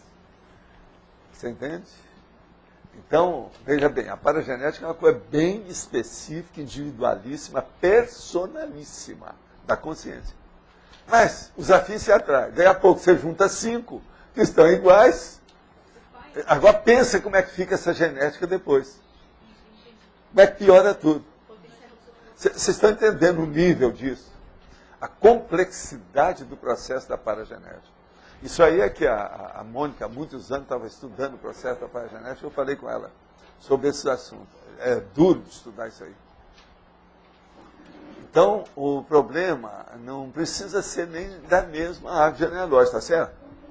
Pode ser do mesmo pomar, mas não é a mesma árvore genealógica. No entanto, há uma afinidade dentro dos processos, das tendências, do ponto de vista paragenético. Agora, a hora que junta isso, aquilo é potencializado, o negócio fica muito mais forte. Entende como é que é? Agora, outra coisa. autismo tem uma série de fatores, inclusive orgânicos, mesológicos. Outra coisa, existe muita coisa genética no caso. Eu penso, por exemplo, que a genoterapia, essas coisas todas que estão fazendo, isso vai ajudar o problema da genética. Vamos ver com calma depois. Agora, mas eu acho que esses fatores, em muitos casos, eles não são os preponderantes. É uma coisa terrível. Uma outra coisa, há casos de autismo que há um retardamento dentro do processo consciencial. Então, por exemplo, até que ponto que esse retardamento, às vezes, não é uma daquelas pessoas que passaram 1000 anos na baratosfera? Totalmente vegetais. É o paravegetal, é o comatoso extrafísico. Entende? É o parapsicótico extrafísico, mas que já chegou no estado de coma. Você sabe aquele negócio da pessoa, da psiquiatria, que o cara está na rua e fica assim. É o catatônico. Você já pensou? Um cara que passou 50 anos como catatônico na baratosfera, entende isso? Como é que fica? Você acha que vai mudar de uma semana para outra? Você acha que vai mudar em 9 meses de gestação? Quem sabe? Se diverte. Que a gestação, o processo da matéria, já vai dar alteração no problema consciencial. A lucidez da pessoa, os cons vão ser mexidos. Aquele núcleo do monoideísmo, da ideia fixa, ele vai ser perturbado, ele vai ser alterado. Então, veja, se há um tumor dentro do micro-universo consciencial, pelo menos o núcleo, o nogórdio, o carnicão daquele tumor vai ser mudado. A base, a essência, a raiz, a matriz, entende? Pensa nisso. Você está começando a ver como é que paragenética é um negócio seríssimo? Agora, mas você pegou um caso. Olha os outros casos, por exemplo, principalmente dentro da psiquiatria. Vale a pena ver. Quando o senhor fala, por exemplo, de frustração, um exemplo seria, por exemplo, uma pessoa que defende um pensamento e esse pensamento não é... Não, e ela colocou todas as fichas naquilo. A hora que o negócio sai... Isso aqui é aquele negócio a síndrome de Ícaro. Entende? O cara queria voar. A hora que tudo vem abaixo. Por exemplo, esse caso do padre, se ele dessomou mesmo e sumiu, coitado, extrafisicamente, ele já deve ter visto isso. É assim de Ícaro. No caso dele, é praticamente literal. Eu não vi ninguém falando nesse padre sobre o negócio da síndrome de Ícaro. Não sei porquê. É um troço tão óbvio. Mas falar em Ícaro. Agora é um caso lastimável, porque o cara estava querendo fazer até assistência, né? Ele queria ir para o Guinness, mas fazendo assistência, né? Queria ajudar não sei quem. Você quer falar alguma coisa? Por favor. Página 38, no item Evoluciologia. Essa ordem funcional, por que o epicentrismo vem antes do tenepecismo? É porque o epicom, ele precisa de mexer com o parapsiquismo. Tem gente que entra no parapsiquismo e se dá bem e vira epicom de uma hora para outra. Mas, às vezes, está dando tanta aula, como tem acontecido com pessoas, e ele não pôde ainda enfrentar a tenepes. Essas coisas todas acontecem por aí. Agora, o que se passa? Seria exceção, o epicom é um negócio muito sério, que aparece, né? Na hora. Ele não pode esconder. O tenepsista já esconde um pouco mais, e pode ser até maior do que ele, em certas coisas. O tenepsista vai caminhar, ele vai indo, ele pode entrar num processo aí mais amplo, até de OFIEX. Agora, a interassistenciologia está no meio disso tudo, a parapercepciologia está no meio disso tudo, e por aí vai. Agora, extrafisicologia, maxproexologia, despertologia. Se você for olhar, a base de tudo aqui tem um problema da pessoa sair do ego desenvolvendo o parapsiquismo. Agora, o primeiro que aparece em matéria de parapsiquismo é o epicom aqui para nós, não é o tenepsista. Né? Aquele que tem, por exemplo, atribuições, responsabilidade, cargos, funções, desempenho administrativo e certas coisas. Observe, não é tenepsista. Foi por isso que foi colocado aí no início. Agora, por exemplo, a interassistenciologia está desde o início. A parapercepciologia está dentro disso, está íncito. A extrafisiologia está no meio de tudo isso que a gente falou até agora. Agora, a maxilexologia, aí já o negócio já está mais sério. Mas a maioria para nós aqui está dentro disso também. E depois vem a despertologia, que é a última, né? Essa aí é que é o pior. Todo mundo caminhando para isso, para chegar lá. A intenção foi essa. Tem outra questão aqui, não tem nada a ver com isso. Você já falou várias vezes sobre a maioria de nós ter o umbilico chakra bloqueado. Agora, por que se dá isso, Valdir? Qual seria assim, a melhor saída para esse caso? Pela conjunção de vários fatores, mais ou menos confluentes. É uma entende? Convergência. Você observa, é no umbilico chakra que dá o processo, por exemplo, da maternidade. Então, com mulher já cria um problemão.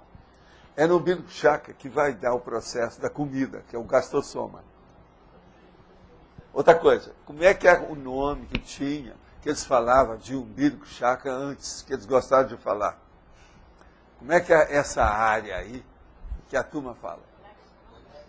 Plexo o quê? Plexo solar. Solar de baixo, veja.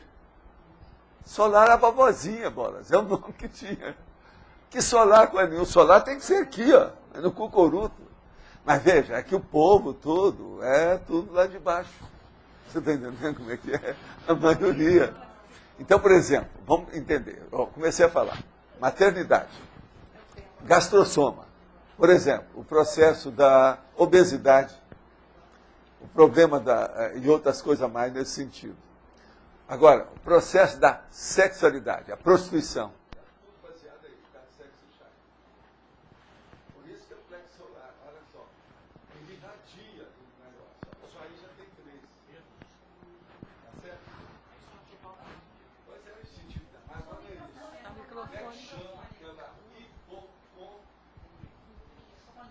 O que é a hipocondria?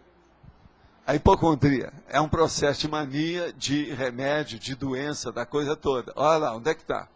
Só aí já tem 4 até agora. Pois é, a hipocondria é justamente essa área. Por isso que eu estou falando, hipocondria. Agora veja, isso vem da antiguidade. Expressão. O estresse, a maioria tem problemas aí. Depois é que pega o coração. O negócio vem de baixo para cima. Entendeu como é que é? Sobe. Então, para se livrar disso, tem também que ter uma série de medidas todas conjugadas. Agora, o melhor da história é que a maioria, você ainda não pode falar. Por exemplo, eu não posso chegar para vocês e falar assim, olha, essa semana agora todo mundo vai trabalhar com o esplêndido chakra. Esse é que seria o ideal, porque ele é que irradia as energias. Mas a maioria de vocês não faz nem estado vibracional direito, como é que a gente vai falar nisso? Eu espero que daqui uns 50 anos, as novas gerações vão poder dar esses cursos e falar, hoje esse mês é do umbilico, do esplêndido chakra. Todo mundo no esplêndido chakra. Aqui, ó, o povo até evita de falar no esplêndido chakra, a maioria não quer saber disso. No entanto, ele espalha as energias com o processo todo de maneira harmônica. Agora veja, a harmônica, a vovozinha, porque a maioria está dominado pelo bloqueio do umbilico chakra. Como que faz o trabalho com o esplênico, então? Quais seriam as técnicas para trabalhar com o esplênico chakra? Eu te pergunto, o que você domina do EV? Vamos ver o que é que você já faz com isso. Tem que mexer. Agora, veja, isso é lá embaixo. Agora, eu, por exemplo, já não penso nisso faz décadas. Meu problema é cair em cima, já. Isso aqui, porão. Valeu, Valdo. Obrigado. Pode continuar. Fala aí o que você queria. Não, teve um dia que eu consegui trabalhar com EV e consegui, a partir da cabeça, limpar os chakras abaixo. Então. Foi um trabalho bem... Mas agora, veja, chega um ponto que você limpa isso tudo. Agora, veja, isso é o arco voltaico seu. Você está fazendo a eliminação do processo. Todo mundo pode fazer isso. Então, vai chegar um ponto que você não precisa fazer mais nada. Nem fazer desassimilação. Ela é feita praticamente automático, de modo automático. Aquilo é espontâneo. Faz parte do serviço. Eu mexo com a opção de coisa, não penso em desassimilação. Quantos anos já faz? E observa as minhas energias. Uma boa coisa que você podia fazer, isso é que eu fazia com a turma lá no Centro da Consciência Contínua. Eu falava com o povo o seguinte, todo dia você chega e me testa, vê como é que eu estou, sem falar nada comigo. Olha as minhas energias. Tem dia que eu posso estar mais tranquilo, tem dia que eu estou mais excitado para falar, depende do assunto, o que você está. Tem dia que eu sou mais histriônico, mais protagonista, tem outro dia que eu estou... Já teve um dia que a pessoa chegou para mim e falou assim, você hoje estava muito saudosista. Falei assim, e a vovozinha, vai bem, não vai? A pessoa chegou para mim aqui, ela estava fazendo as terturas aqui, isso foi há uns 5 anos. Não, você hoje está muito saudosista, o que houve com você? Só porque os assuntos eram, como é que eu vou escapar disso, né? Se a pessoa hoje, o povo vai achar que eu estou muito personalista, que eu falei muito em personalista. Você está entendendo, né? Mas olha, eu queria perguntar quem é que fez alguma revisão aqui do texto, para a gente ver, para falar com a dona Rosa, a doutora Rosa que está ali. Está tudo bem então? Gente, então hoje nós temos aqui, para vocês, 16 temas. Quem é que pega? É você?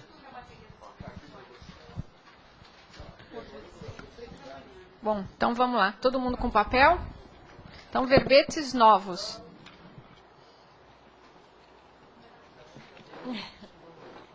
Chegou já? Olha, estão pedindo aqui, o verbete de domingo é arco voltaico crânio chacral. Arco voltaico crânio chacral. É o verbete de domingo. Então, podemos fazer a eleição? Então, vamos lá. Verbetes novos. Anticatarse. Comando exterior. Curiosologia. Ignorantismo. Localização. Mini acidente. Verbetes antigos. Década. Diferença semântica. Operação, palavra-chave, pré-análise, prerrogativa, primo-oponente, referência, taxologia da segurança, usabilidade. Algum recado, se vocês quiserem aproveitar?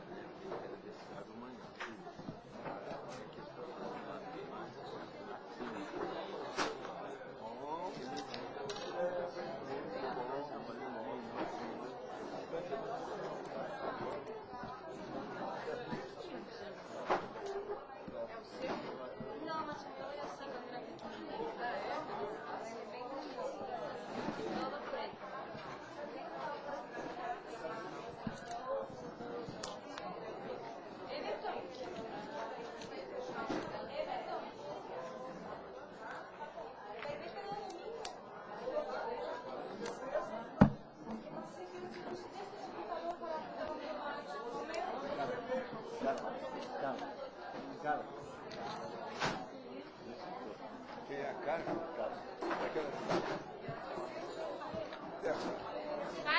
Carla.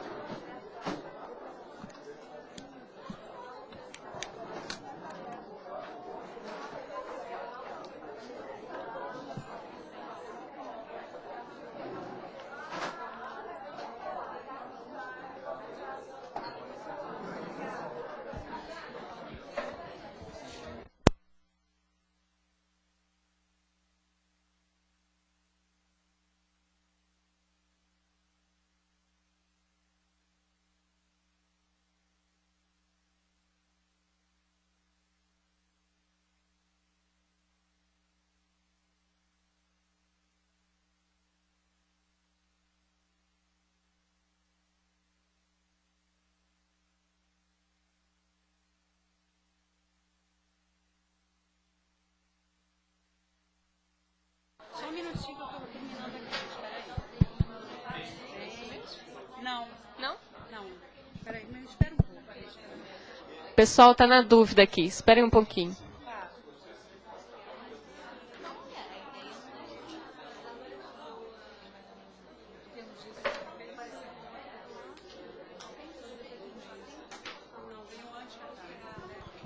Pessoal, ganhou anticatarse com 10 votos. de amizade. Já? Cortou já, né?